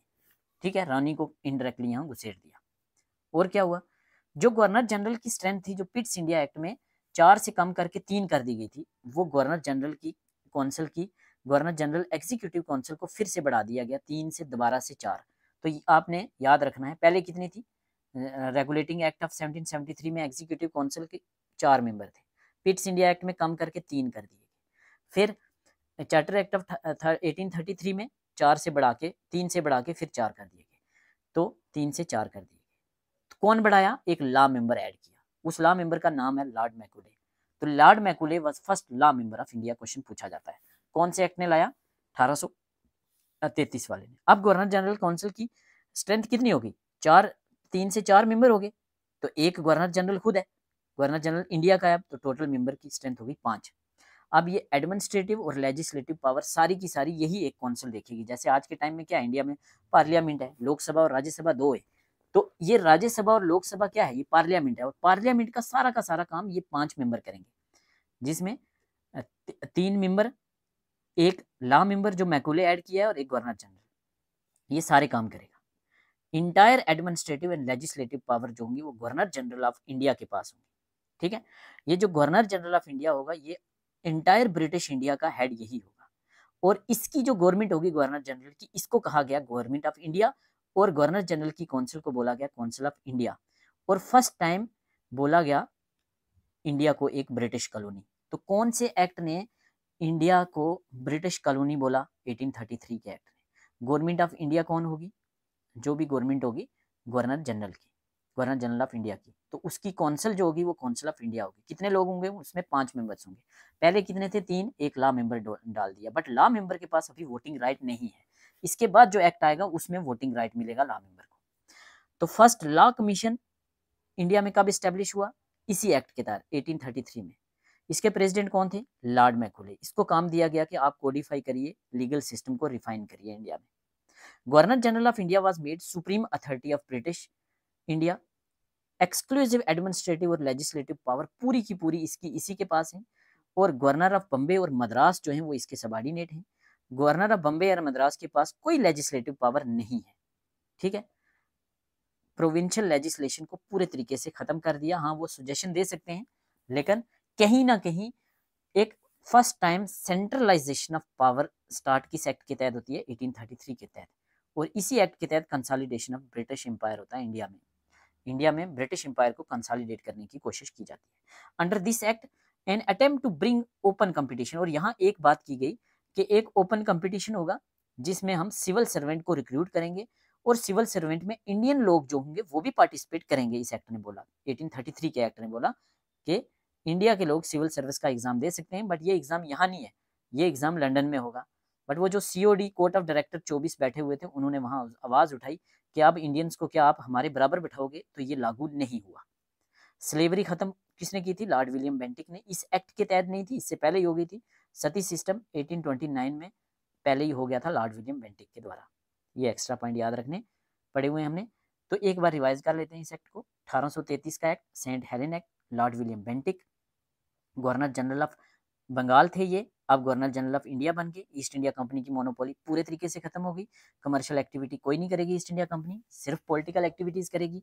वो COD और BOC 24+6 मिल के पॉलिटिकल एक्टिविटीज करेंगे। ठीक है, गवर्नर जनरल की एग्जीक्यूटिव काउंसिल को फिर से बढ़ा के 4 कर दिया गया। चौथे नंबर पर लॉ मेंबर लॉर्ड मैकॉले को ऐड किया। टोटल कितने हो गए? 5 मेंबर। और ये 5 मेंबर जो हैं ये गवर्नर जनरल की काउंसिल होगी, यही गवर्नमेंट ऑफ इंडिया होगी, यही काउंसिल ऑफ इंडिया होगी, और फर्स्ट टाइम बोला गया इंडिया को British colony. First time law commission भी इसी एक्ट के तहत बनाया गया, जिसके प्रेसिडेंट लॉर्ड मैकॉले होंगे, जिनको काम दिया गया कि इंडिया के लीगल सिस्टम को कोडिफाई करो। ठीक है, गवर्नर जनरल यहाँ सुप्रीम अथॉरिटी है। सेंट्रलाइजेशन ऑफ पावर हो गया, consolidation of British Empire in India हो गया, और प्रोविंशियल लेजिस्लेशन जैसे बम्बे और मद्रास में कोई लेजिस्लेशन नहीं होगी, वहां की गवर्नर की लेजिस्लेटिव पावर पूरे तरीके से खत्म कर दी गई। और बोला कि इंडिया वाले आप एग्जाम दे सकते हैं सिविल सर्विसेज का, बट वो लंदन में होगा। कोर्ट ऑफ डायरेक्टर ने अपोज किया, एग्जाम नहीं दिए गए। ठीक है, चलिए, सती सिस्टम स्लेवरी खत्म की लॉर्ड विलियम बेंटिक ने, लेकिन इस एक्ट के तहत नहीं, इससे पहले हो चुकी थी, बट गवर्नर जनरल यही थे। नेक्स्ट एक्ट 20 साल के बाद आएगा, charter Act of 1853। Charter Act of 1853 के टाइम गवर्नर जनरल कौन थे? लॉर्ड डलहौजी। लॉर्ड डलहौजी वही जिसके नाम पर डलहौजी शहर भी है। हाँ, लॉर्ड डलहौजी इंडिया में डॉक्ट्राइन ऑफ लैप्स लेकर आए थे। याद रखना जरा, डॉक्ट्राइन ऑफ लैप्स क्या है? DOL, doctrine of lapse. अगर किसी राजा के पास अपनी औलाद नहीं है तो अडॉप्टेड औलाद जो है वो अगला राजा नहीं बनेगा। ठीक है, वो टेरिटरी ब्रिटिश गवर्नमेंट के पास चली जाएगी। तो डॉक्ट्राइन ऑफ लैप्स किसने लाया? डलहौजी ने। इंडिया में फर्स्ट रेलवे को लाने वाले Dalhousie. First railway line Bombay से थाने बनाई गई अंडर डलहौजी। टेलीग्राम पहला लाने वाला डलहौजी। पोस्टल सिस्टम लाने वाला डलहौजी। PWD के बड़े काम किए, कॉलेज बनाए इसने, रोड बनाए, ब्रिजेस बनाए, इंडिया को पूरा ट्रांसफॉर्म करके रख दिया था लॉर्ड डलहौजी ने। ठीक है, ये कब आता है? 1853 में, आप याद रख सकते हैं। इनडेफिनेट रिन्यूअल कर दिया ईस्ट इंडिया कंपनी के चार्टर को, कि ईस्ट इंडिया कंपनी जो है वो करानी के बिहाफ पे यहाँ एडमिनिस्ट्रेशन को देखेगी लंबे टाइम के लिए, बट 1857 तक ही चल पाया। This act stated that company would administer India, लंबे टाइम के लिए कंपनी इंडिया पे एडमिनिस्ट्रेशन चलाएगी जब तक ब्रिटिश पार्लियामेंट चाहेगी। लेकिन कब तक रही? 1857 तक ही रही। हालात ऐसे बन गए थे। Political activities court of director और बोर्ड ऑफ कंट्रोल करेंगे। कोर्ट ऑफ डायरेक्टर कितने थे? याद करना, बोर्ड ऑफ कंट्रोल तो 6 थे, कोर्ट ऑफ डायरेक्टर कितने थे? 24। तो कौन से एक्ट ने अब कोर्ट ऑफ डायरेक्टर को 24 से कम करके 18 कर दिया? Charter Act of 1853। Court of director अब कमर्शियल काम नहीं, पॉलिटिकल काम कर रहे हैं, 24 से 18 हो गए। बोर्ड ऑफ कंट्रोल तो 6 हैं, 6 ही हैं, ठीक है। 1853 तक और भी काफ़ी सारे प्रोविंसेस और काफ़ी सारी टेरिटरीज इंडिया ने, ब्रिटिश गवर्नमेंट ने एनेक्स कर ली थी, या तो वार से कर ली गई थी या सब्सिडरी अलायंस से कर ली गई थी। सब्सिडरी अलायंस की पॉलिसी लॉर्ड वेल्सले लेकर आए थे इंडिया में। सब्सिडरी अलायंस क्या थी? जो भी स्टेट सब्सिडरी अलायंस साइन करता था उसमें जो उस राजा के साथ को असिस्ट करने के लिए एक एडवाइज़र बैठेगा जिसको ब्रिटिश रेजिडेंट बोलेंगे, और उस राजा की जो आर्मी होगी वो अपनी आर्मी नहीं होगी, ब्रिटिश गवर्नमेंट अपनी आर्मी देगी उसको सुरक्षा देने के लिए। वो कोई भी फॉरेन अफेयर जो है वो अगर किसी भी कंट्री के साथ कोई फॉरेन रिलेशन बनाएगा तो वो राजा नहीं बनाएगा, वो ब्रिटिश रेजिडेंट से कंफर्म करके बनाएगा। जहाँ भी जंग वगैरह अगर वो कोई करता है तो उसका डिसीजन ब्रिटिश रेजिडेंट की एडवाइस से लिया जाएगा, और फोर्स जो है वो ईस्ट इंडिया कंपनी की होंगी, और उस फोर्स को सैलरी जो है वो राजा देगा, ठीक है। या डॉक्ट्राइन ऑफ लैप्स, जिसका बच्चा नहीं है। तो ऐसे काफ़ी सारे प्रोविंसेस जो थे वो ब्रिटिश गवर्नमेंट के कंट्रोल में आ चुके थे, और हर प्रोविंसेस का अपना अपना गवर्नर था। और इसी एक्ट के तहत गवर्नर ऑफ बंगाल की पोस्ट को भी फिल कर दिया। याद करो जरा, governor of Bengal Lord Warren Hasting को प्रमोट करके गवर्नर जनरल ऑफ बंगाल कर दिया था। तो गवर्नर ऑफ बंगाल की पोस्ट तब से लेके 1853 तक खाली थी, जब काफ़ी सारे और प्रोविंसेस उन्होंने अपने कवर अंडर लिए, वहाँ गवर्नर बिठाए गए, तो गवर्नर ऑफ बंगाल की पोस्ट को भी फिल किया। तो कौन से एक्ट ने गवर्नर ऑफ बंगाल की पोस्ट को फिल किया? 1853 के एक्ट ने, ठीक है। इससे पहले एक्ट में 5 मेंबर की काउंसिल जो थी, एग्जीक्यूटिव काउंसिल, वही लेजिस्लेटिव काम देखती थी, वही एग्जीक्यूटिव देखती थी। कौन से एक्ट ने लेजिस्लेटिव और executive function of governor general council को अलग किया? 1853 के एक्ट ने separated the legislative and executive function of governor general council. इसने एक लेजिस्लेटिव काउंसिल बनाई अलग से, जिसमें 6 मेंबर होंगे। इसको बोला गया इंडियन सेंट्रल लेजिस्लेटिव काउंसिल, और ये लेजिस्लेशन का काम करेगी, कानून बनाने का काम करेगी। इसको सेपरेट कर दिया गया जनरल काउंसिल से, जनरल काउंसिल को बोला गया एग्जीक्यूटिव काउंसिल। तो 2 काउंसिल होंगी, एक लेजिस्लेटिव काउंसिल होगी जिसमें 6 मेंबर होंगे, एक एग्जीक्यूटिव काउंसिल होगी जिसमें 6 मेंबर होंगे। तो executive plus legislative 6 member, total 6 + 6 12, इसको बोला गया mini parliament.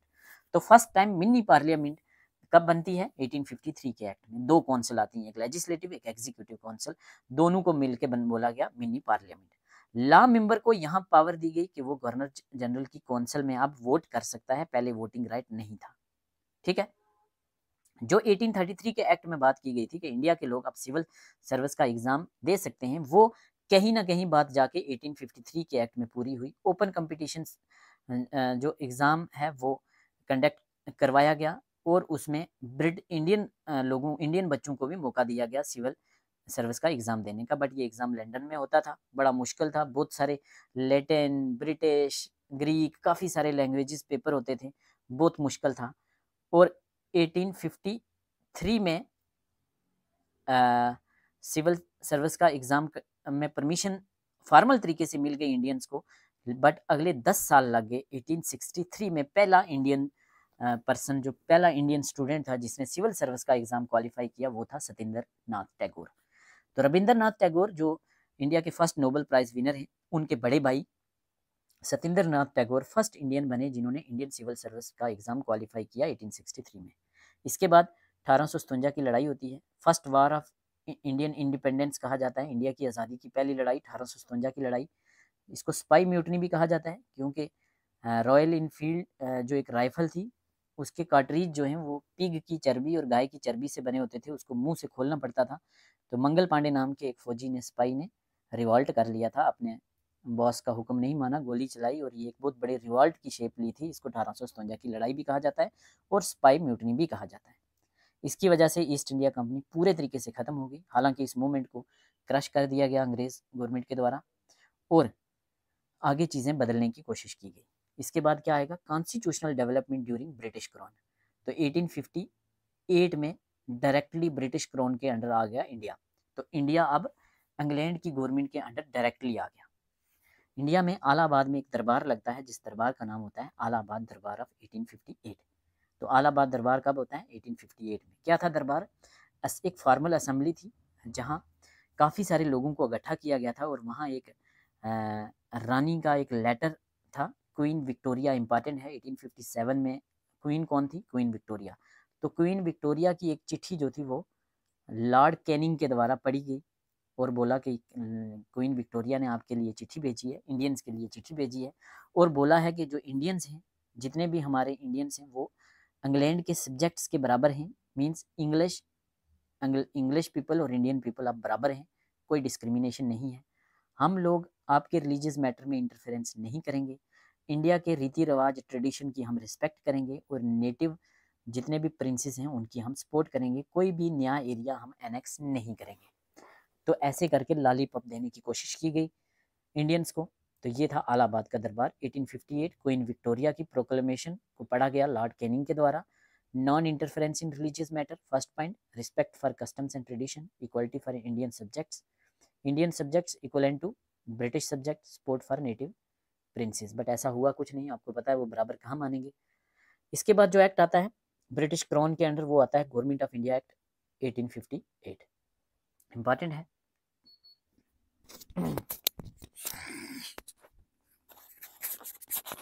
Government of India act 1858 कौन सा एक्ट 1857 के रिवॉल्ट के बाद आया? Government of India act 1858। कौन से एक्ट ने ईस्ट इंडिया कंपनी को पूरे तरीके से खत्म कर दिया? 1858 के एक्ट ने। अब जितने भी एडमिनिस्ट्रेटिव, फाइनेंशियल या टेरिटोरियल पावर्स होंगी, वो पूरी की पूरी पावर ब्रिटिश क्राउन को ट्रांसफर कर दी गई। कौन से एक्ट ने? 1858 के एक्ट ने। कौन से एक्ट को कहा जाता है good governance act of India? Very very important, exam में पूछा जाता है। गुड गवर्नेंस एक्ट कहा जाता है गवर्नमेंट ऑफ इंडिया एक्ट 1858 को। आज से मीन्स 1858 के एक्ट के बाद इंडिया जो होगा वो अब डायरेक्टली रानी, इंग्लैंड की रानी के नाम पे एडमिनिस्ट्रेट किया जाएगा, और सुप्रीम अथॉरिटी जो इंडिया में बैठेगी वो जो गवर्नर जनरल है वही होगा। बट गवर्नर जनरल को अब गवर्नर जनरल नहीं बोला जाएगा, अब बोला जाएगा वाइस राय ऑफ इंडिया। मतलब एक कप्तान होगा, कप्तान कहाँ बैठेगा? इंग्लैंड में, और एक वाइस कप्तान होगा जो बैठेगा इंडिया में। वाइस कप्तान मीन्स वाइस राय। तो first viceroy of India Lord Canning बनते हैं।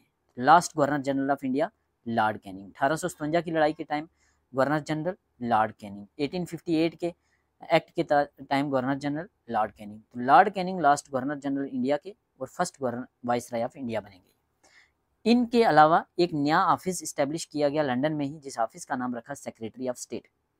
तो सेक्रेटरी ऑफ स्टेट जो है उसको पूरी पावर दे दी गई। इंडिया का एक अलग से ऑफिस बनाया गया वहाँ, secretary of state for India. ठीक है, secretary of state for India. तो दो पर्सन जो हैं वो चलाएंगे, एक वाइस राय जो इंडिया में बैठेगा, दूसरा सेक्रेटरी ऑफ स्टेट जो लंदन में बैठेगा। सेक्रेटरी ऑफ स्टेट कौन होगा? कोई भी लंदन पार्लियामेंट का एक पर्सन होगा, ब्रिटिश कैबिनेट का एक मंत्री होगा। तो सेक्रेटरी ऑफ स्टेट एक मेंबर होगा ब्रिटिश कैबिनेट का। ये जो है ये इंडिया की गवर्नमेंट की जो भी गतिविधियां होंगी वो उसको रिपोर्ट करेगा ब्रिटिश पार्लियामेंट को। तो चैनल क्या बना? वहाँ क्या है? ब्रिटिश गवर्नमेंट है।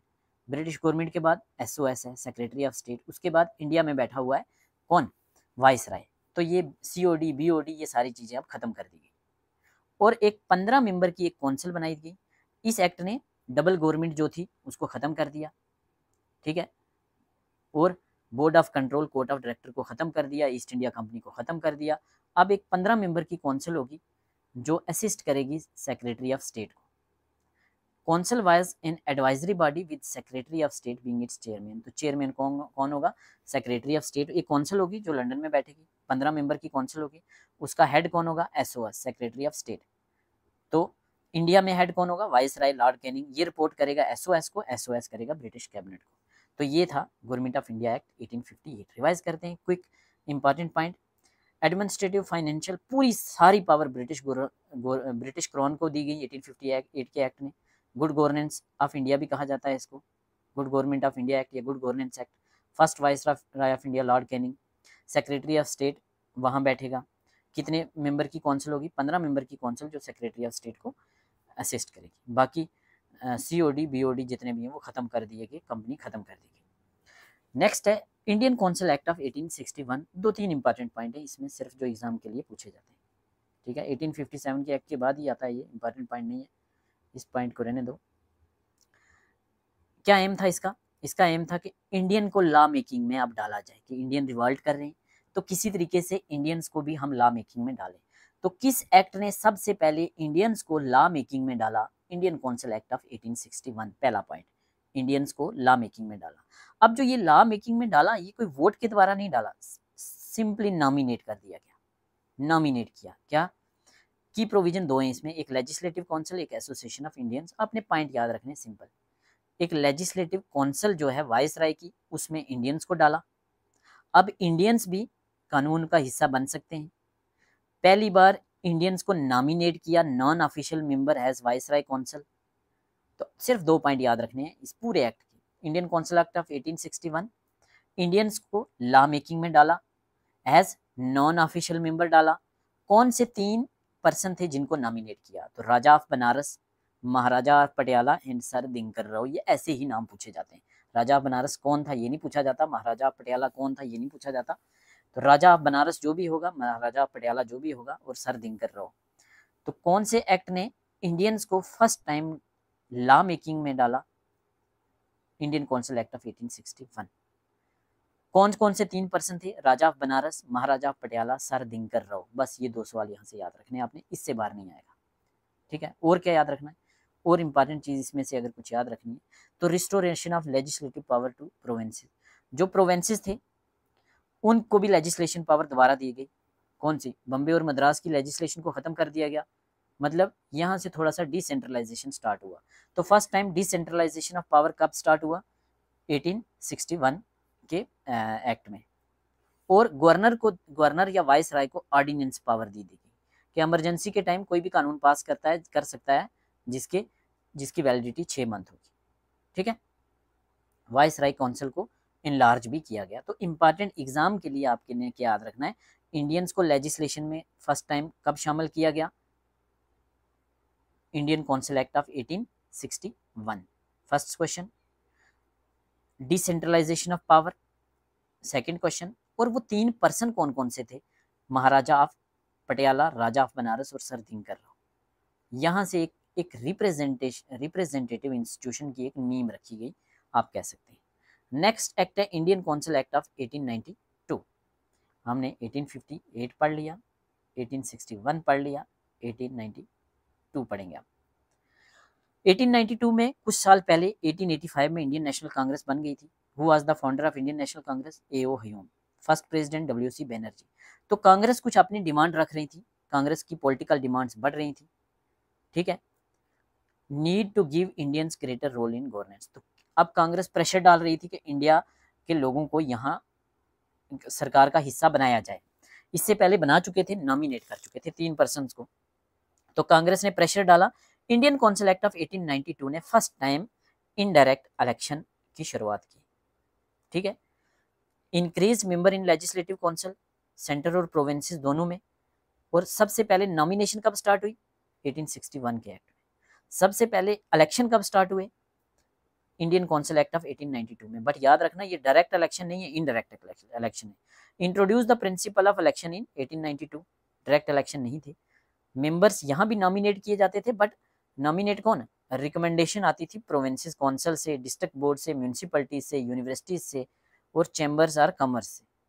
ठीक है, hence consider the beginning of representative. तो एक true beginning of representative government यहाँ हम कह सकते हैं कि स्टार्ट हो गया, जहाँ इनडायरेक्ट इलेक्शन स्टार्ट हो गया। पावर लिमिटेड थी, मेंबर्स को डिस्कस बजट पर डिस्कस कर सकते थे। ठीक है, बट क्वेश्चन पूछ सकते थे, बट कुछ रिस्ट्रिक्शन थी। 6 दिन का नोटिस देना पड़ता था पहले, क्वेश्चन हम ये क्वेश्चन पूछेंगे, सप्लीमेंट्री क्वेश्चन की इजाजत नहीं थी।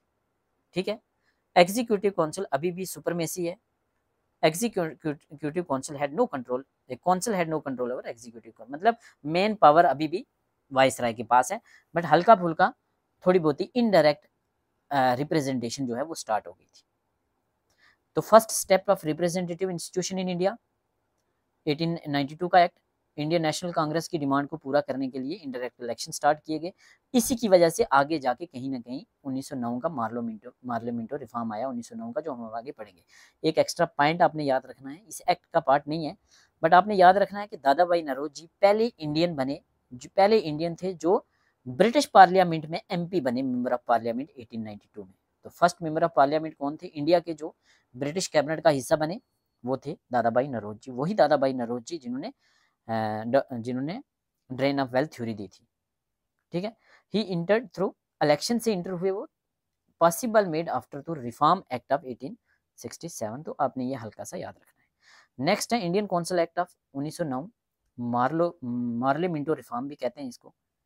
कांग्रेस की डिमांड जो थी बढ़ रही थी, रिफॉर्म चाहती थी Congress. John Morley secretary of state थे और Lord Minto viceroy of India थे, पूछे जाते हैं। इंडियन कौन से एक्ट को मार्ले मिंटो रिफॉर्म कहते हैं? मार्ले मिंटो रिफॉर्म कहते हैं इंडियन काउंसिल एक्ट ऑफ 1909 को। मिंटो कौन थे? मिंटो में IN है, तो इंडिया में मिंटो बैठते होंगे, तो मिंटो थे वाइसराय और मार्ले थे सेक्रेटरी ऑफ स्टेट। ठीक है, चलिए। कांग्रेस को अपीज करना चाहते थे ये लोग, मुस्लिम अलीट्स को अपीज करना चाहते थे।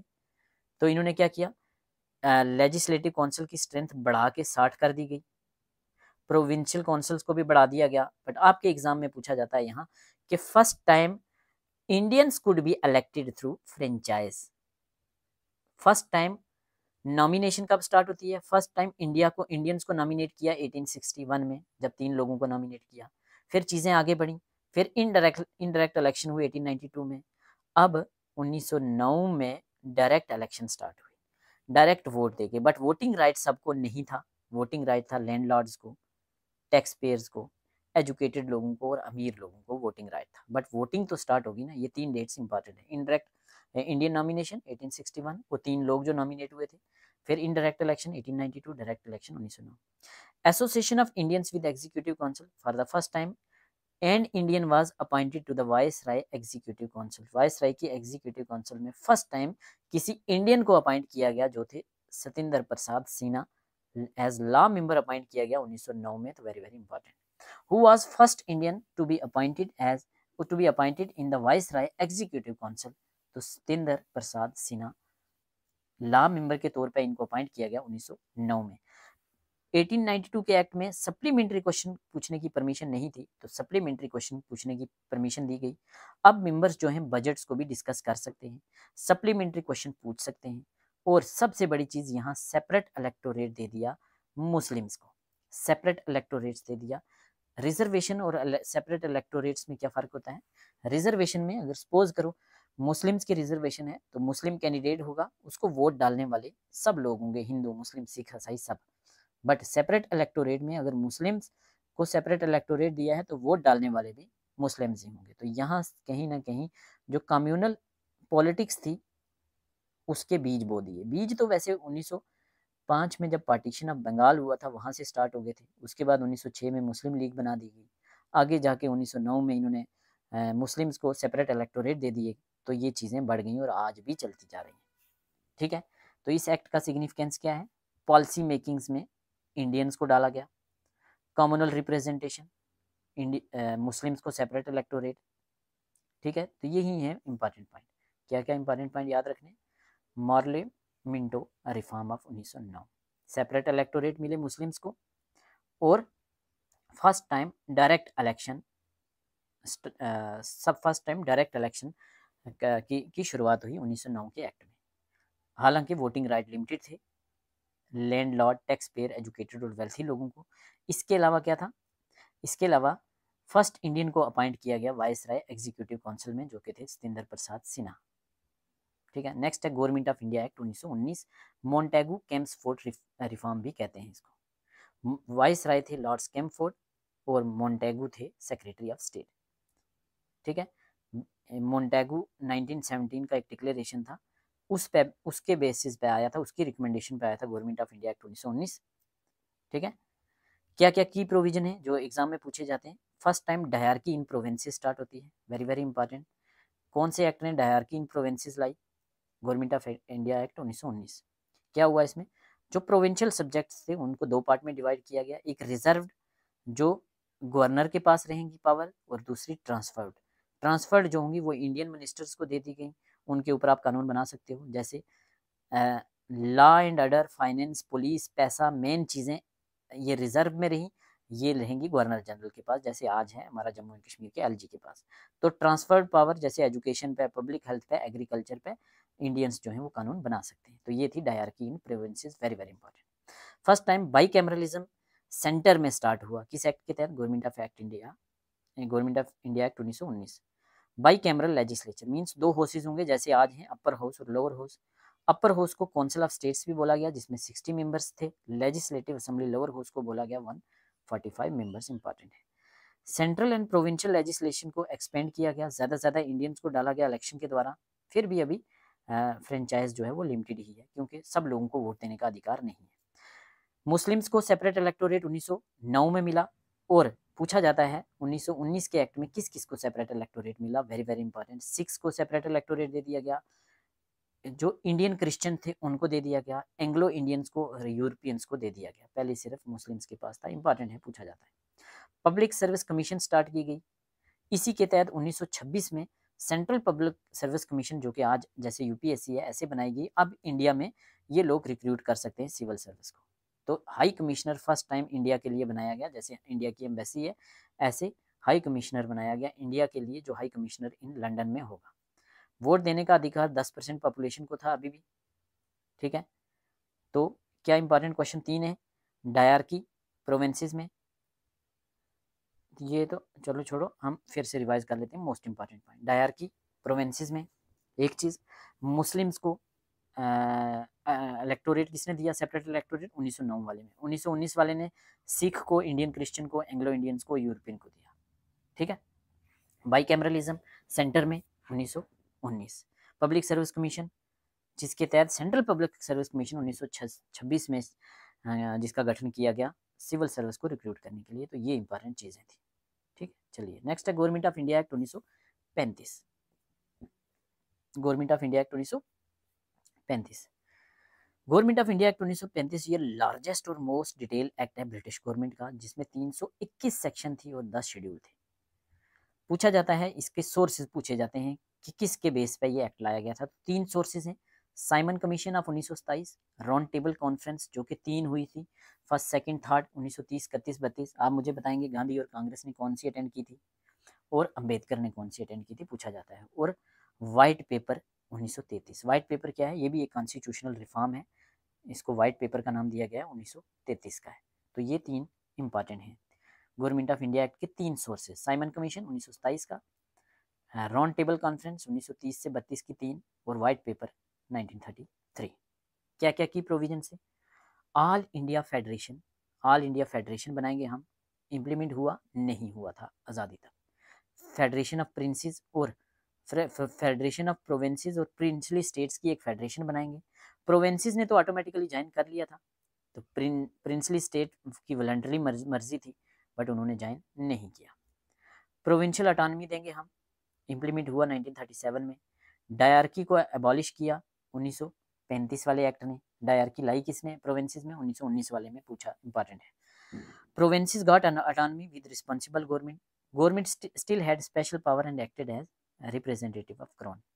डायरकी एट सेंटर इम्प्लीमेंट नहीं हुई। ठीक है, इंट्रोड्यूस की गई डायरकी एट सेंट्रल लेवल, जैसे डिफेंस, फॉरेन अफेयर, रिजर्व रखे गए, but not implement due to lack of federation ही नहीं बना, तो इम्प्लीमेंट कैसे होगा। Bicameralism in provinces, 6 provinces पे बाई कैमरलिज्म लाया गया, 2 houses, Bombay, Bengal, Bombay, Madras, Bihar, United Province और असम। वेरी वेरी इंपॉर्टेंट, पूछा जाएगा फेडरल कोर्ट इस्टेब्लिश कब होता है इंडिया में, 1937 में। गवर्नमेंट ऑफ इंडिया एक्ट 1935 के तहत फर्स्ट टाइम इंडिया में हुआ।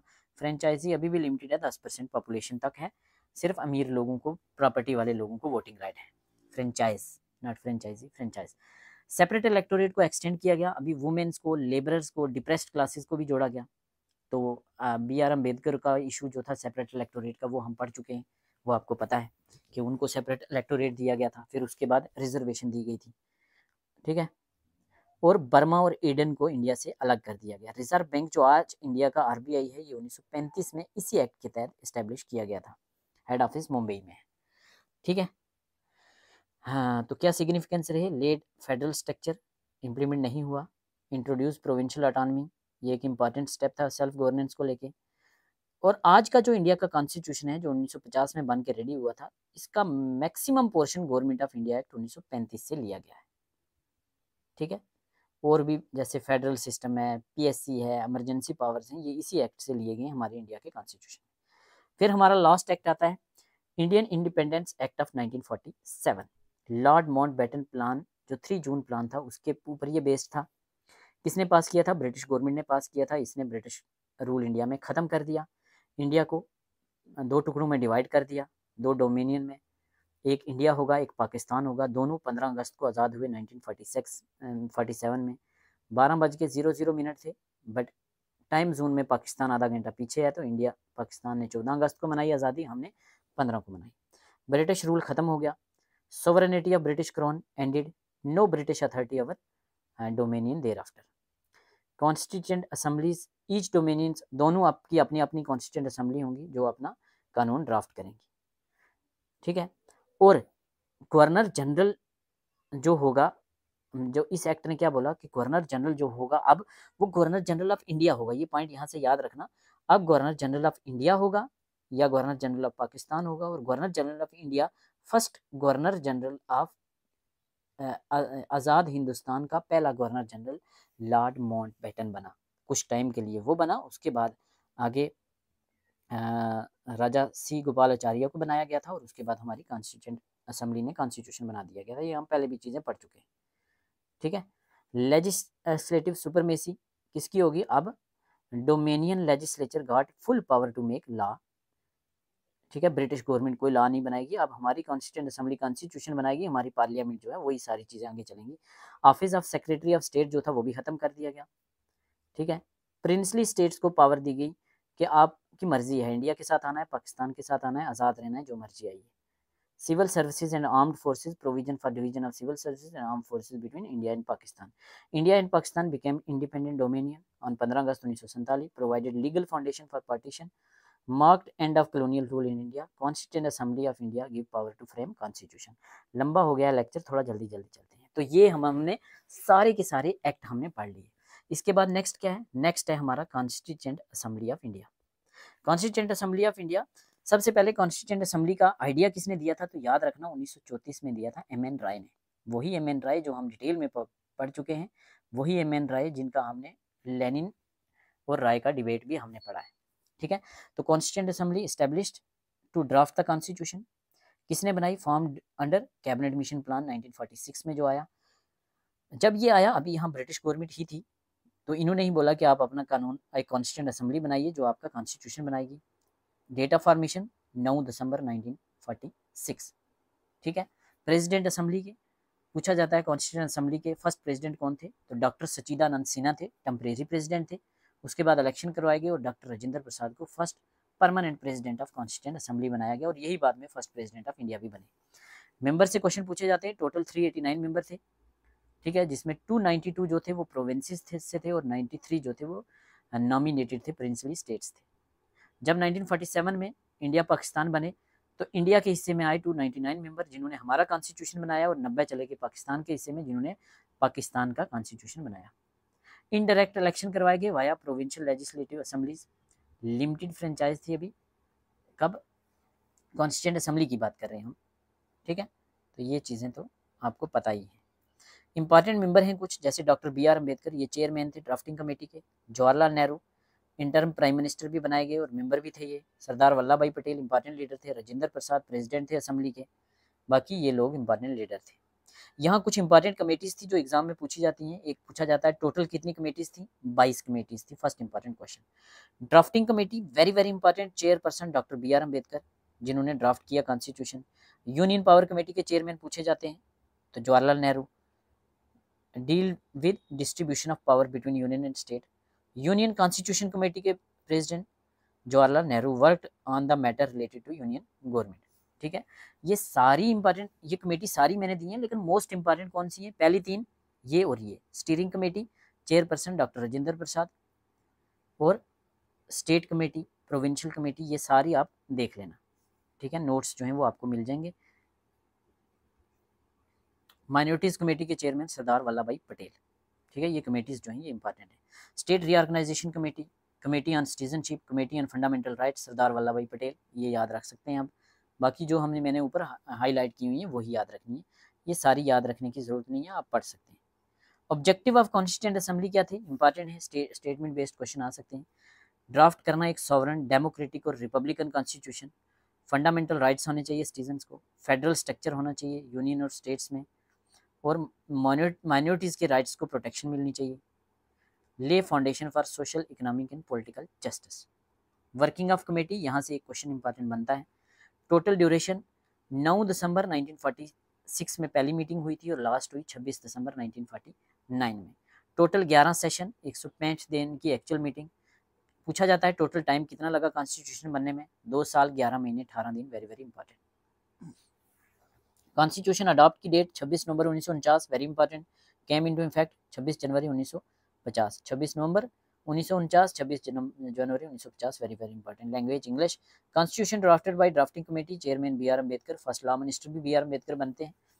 इन्फ्लुएंस अलग अलग कॉन्स्टिट्यूशन के हैं। हमारे कॉन्स्टिट्यूशन को बोरोइंग बैक कहते हैं। ब्रिटिश का इन्फ्लुएंस है, यूएस का है, आयरिश का है, कैनेडियन कॉन्स्टिट्यूशन का है, ऑस्ट्रेलियन का है, जर्मनी के कॉन्स्टिट्यूशन का है, फ्रांस के कॉन्स्टिट्यूशन का है। सिग्निफिकेंस क्या है? Laid legal foundation for independent India, ensure democracy, federalism, secularism, fundamental rights, reflected pluralism, inclusiveness of Indian society, transition from colonial rule to republican, sovereign republican. ठीक है, तो ये हमने कॉन्स्टिट्यूशन का पूरा इवोल्यूशन हमने पढ़ लिया। तो नेक्स्ट ब्रीफ में जल्दी से कवर कर लेते हैं 2 टॉपिक जो बचे हैं, आइडियोलॉजी ऑफ इंडियन कॉन्स्टिट्यूशन और फीचर्स ऑफ इंडियन कॉन्स्टिट्यूशन। यहाँ से क्वेश्चन बनते हैं, जल्दी 5 मिनट में खत्म कर लेंगे। Ideology of Indian constitution is based upon synthesis of various political, social, philosophical ideas influenced by Indian history, culture, global constitutional thought. It can be understood on the following key heading. India का constitution एक sovereign है, very very important. India is a sovereign state, मतलब हम independent हैं, हम अपने decision खुद ले सकते हैं, अपने इंटरनल एक्सटर्नल अफेयर खुद देख सकते हैं। ट्रंप जैसा पर्सन जो है वो आगे यहाँ टांग उड़ा नहीं सकता।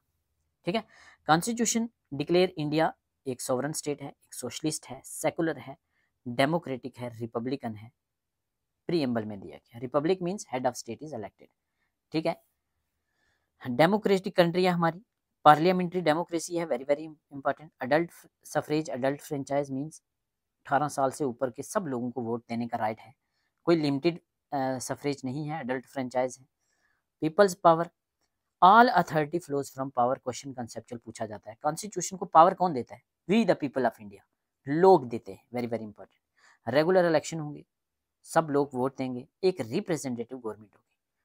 हमारा हेड जो होगा वो रिपब्लिक होगा, हेड जो होगा वो इलेक्टेड होगा और वो प्रेसिडेंट होगा, हेरिडिटरी हेड नहीं होगा, मोनार्की नहीं होगी। पावर कॉन्स्टिट्यूशन देगा, और कॉन्स्टिट्यूशन को पावर कौन देगा? We the people of India, जो प्रीएम्बल में लिखा हुआ है। सोशलिज्म, इनइक्वालिटी को कम किया जाएगा, सोशल जस्टिस को प्रमोट किया जाएगा।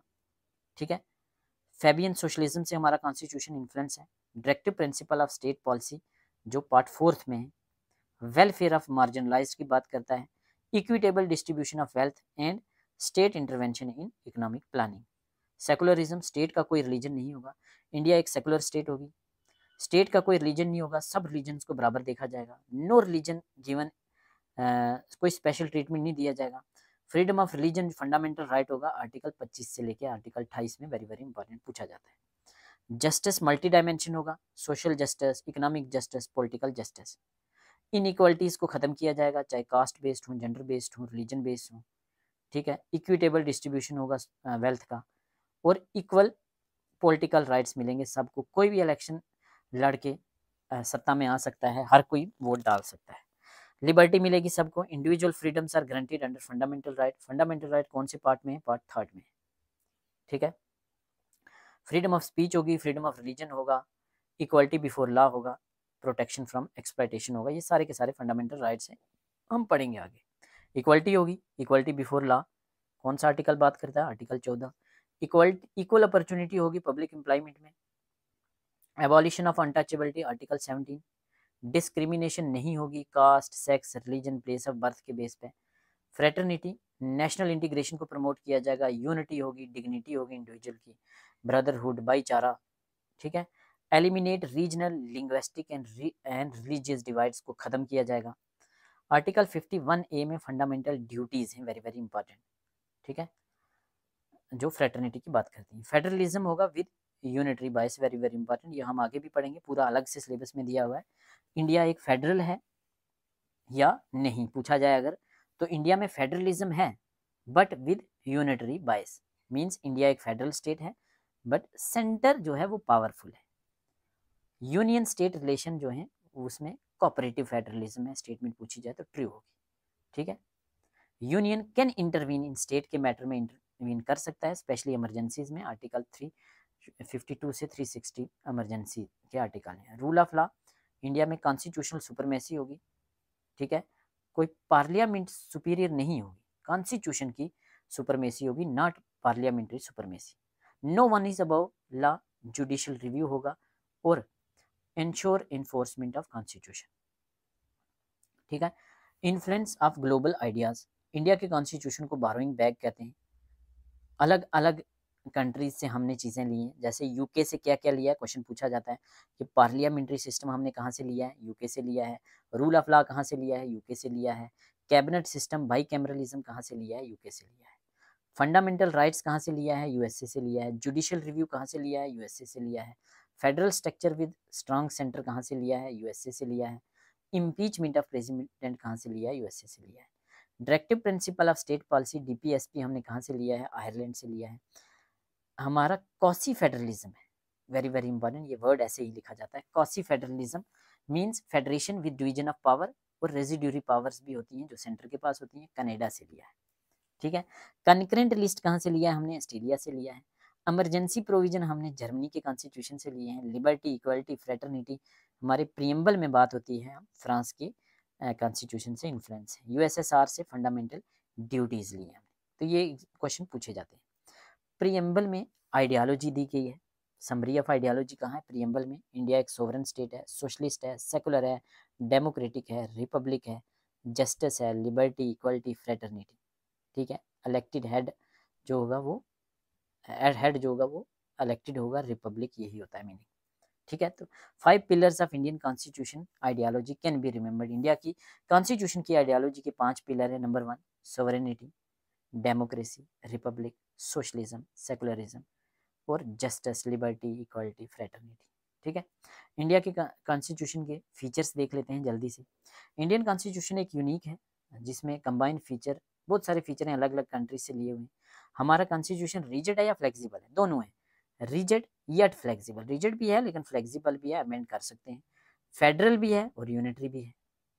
इंडिया का कॉन्स्टिट्यूशन लेंथिएस्ट रिटन कॉन्स्टिट्यूशन है, लॉन्गेस्ट रिटन कॉन्स्टिट्यूशन है वर्ल्ड का। जब बना था 395 आर्टिकल थे, 8 शेड्यूल थे, आज 470 प्लस आर्टिकल हैं और 12 शेड्यूल हैं, 105 प्लस अमेंडमेंट हो चुके हैं, ठीक है। Combination of rigidity and flexibility है, वेरी वेरी इंपॉर्टेंट। रिजिड क्या है, कुछ अमेंड हैं जो स्पेशल मेजोरिटी से, मतलब बड़ा टफ है उनको अमेंड करना, स्पेशल मेजोरिटी भी चाहिए और स्टेट की रेक्टिफिकेशन भी चाहिए, आर्टिकल 368 बात करता है अमेंडमेंट ऑफ कॉन्स्टिट्यूशन की। कुछ फ्लेक्सिबल एस्पेक्ट हैं, सिंपल मेजोरिटी से कानून बन जाते हैं, तो रिजिड और फ्लेक्सिबिलिटी का मिक्सचर है। फेडरल फीचर्स हैं विद यूनिटरी बायस है। फेडरल फीचर क्या क्या है, डिवीजन ऑफ पावर है बिटवीन यूनियन एंड स्टेट्स में, रिटन कॉन्स्टिट्यूशन है, इंडिपेंडेंट जुडिशरी है। यूनिटरी क्या है, मींस स्ट्रांग सेंटर है, इमरजेंसीज के टाइम सेंटर स्ट्रांग हो जाता है, एक ही सिटीजनशिप है। पार्लियामेंट्री लेजिस्लेट कर सकता है नेशनल इमरजेंसी के टाइम में, और इवन स्टेट के मैटर में भी पार्लियामेंट जो है वो कर सकता है। इंडिया में पार्लियामेंट्री सिस्टम ऑफ गवर्नमेंट है, यूके का मॉडल है हमारे पास, ठीक है। क्या है पार्लियामेंट्री सिस्टम में, बाई कैमरल लेजिस्लेचर है, लोकसभा और राज्यसभा है। काउंसिल ऑफ मिनिस्टर जो है वो रिस्पॉन्सिबल टू लोकसभा, इंपॉर्टेंट है, पूछा जाता है। Prime minister head of government होगा। सिंगल सिटीजनशिप है, यूएसए में डबल सिटीजनशिप है, इंडिया में सिंगल सिटीजनशिप है। इंडिपेंडेंट जुडिशरी है हमारी, सुप्रीम कोर्ट जो है अपेक्स बॉडी होती है, हाई कोर्ट स्टेट्स में होते हैं। जुडिशियल रिव्यू का प्रोविजन है, कॉन्स्टिट्यूशन की सुपरमेसी होती है। प्रोटेक्ट करता है हमारा कॉन्स्टिट्यूशन फंडामेंटल राइट्स को, फंडामेंटल राइट्स का वायलेशन हो तो आप डायरेक्टली रिट्स के द्वारा सुप्रीम कोर्ट या हाई कोर्ट जा सकते हैं। फंडामेंटल राइट और फंडामेंटल ड्यूटीज़ हैं। फंडामेंटल राइट पार्ट 3 में है, आर्टिकल 12 से लेकर 35 में पूछा जाता है। फंडामेंटल ड्यूटीज़ पार्ट 4 ए में है, आर्टिकल 51 में है। ये आर्टिकल भी इंपॉर्टेंट है, ये पार्ट भी इंपॉर्टेंट है। ये इंश्योर करते हैं individual freedom, equality, responsibility. Directive principle of state policy कहाँ है, पार्ट 4 में। Guidelines for government to establish social, economic and political justice. Welfare state की बात करते हैं, सोशल डेमोक्रेसी की बात करते हैं हमारे डीपीएसपी, ठीक है। डीपीएसपी डिटेल में भी पढ़ने हैं हमने, फंडामेंटल राइट, फंडामेंटल ड्यूटीज़, ये डिटेल में पढ़नी है। सेकुलर स्टेट है इंडिया का, कोई ऑफिशियल रिलीजन नहीं है, सब रिलीजन्स को इक्वली ट्रीट किया जाएगा। Right to religion fundamental right है, आर्टिकल 25 से आर्टिकल 28 तक। Social justice and welfare orientation, constitution seek to eliminate social levels like caste discrimination. Promote करता है economic justice, land reform, protection of weaker section. सबको vote देने का अधिकार है, पहले 21 साल था, अब 18 साल है। Democratic participation. Multi tier government है, यूनियन जैसे सेंट्रल गवर्नमेंट है, स्टेट गवर्नमेंट है और लोकल गवर्नमेंट भी होती है। लोकल लेवल पे पंचायती राज है। पंचायती राज को कॉन्स्टिट्यूशनल स्टेटस मिला था 73rd अमेंडमेंट से और 74th से म्यूनसिपैलिटीज़ को। फ्लेक्सिबल अमेंडिंग प्रोसीजर भी है, सिंपल मेजोरिटी से भी कानून बनते हैं, स्पेशल मेजोरिटी से भी बनते हैं और special majority plus rectification for from state से भी होते हैं। तो चीज़ें रिजिड भी हैं, फ्लेक्सिबल भी हैं। इमरजेंसी प्रोविजन है हमारे आर्टिकल 352 से 360, वेरी वेरी इंपॉर्टेंट। ठीक है, पूछा जाता है 352 क्या है। 352 नेशनल इमरजेंसी, 352+4 356 स्टेट इमरजेंसी जिसको प्रेसिडेंट रूल कहते हैं और 360 फाइनेंशियल इमरजेंसी। ये तो हम पढ़ चुके हैं। Blend of different constitutional model, UK से पार्लियामेंट्री सिस्टम लाया, यूएसए से फंडामेंटल राइट्स और जुडिशियल रिव्यू, डीपीएसपी आयरलैंड से, फंडामेंटल ड्यूटीज यूएसएसआर से, इमरजेंसी जर्मनी से। तो ये हमारा था आज का लेक्चर। फेडरेशन कहाँ से लाया हमने, कनाडा ऑस्ट्रेलिया से, कनकरेंट लिस्ट ऑस्ट्रेलिया से, लिबर्टी इक्वलिटी फ्रेटर्निटी फ्रेंच से, फ्रांस से, sovereign socialist secular democratic Republican preamble में दिया गया है। तो ये चीज़ें हमने आगे डिटेल में भी करनी है। जिस पर ज़्यादा फोकस करना था वो एक्ट्स थे, वो मैंने कर दिए। आइडियालॉजी भी बता दी, फीचर्स भी बता दिए। एंड में थोड़ा जल्दी जल्दी किया क्योंकि लेक्चर लंबा हो गया था, तो मैं भी थक जाता हूँ। काफ़ी दिन से तबीयत काफ़ी ख़राब थी, तो चीज़ें थोड़ी टफ रहती हैं मैनेज करना। तो अब हम कोशिश करेंगे जल्दी से जल्दी आपका ये इंडियन पॉलिटिकल सिस्टम को कंप्लीट करेंगे। ठीक है, अगर आपको हमारा काम अच्छा लगता है तो आपसे रिक्वेस्ट है, आप हमें फाइनेंशियल डोनेशन दे सकते हैं, जो भी आप एफर्ट करें। अगर आपको लगता है हम मेहनत कर रहे हैं, हमारे नोट्स अवेल करने के लिए हमें व्हाट्सअप करें। व्हाट्सअप नंबर डिस्क्रिप्शन में मेंशन है। Thank you so much.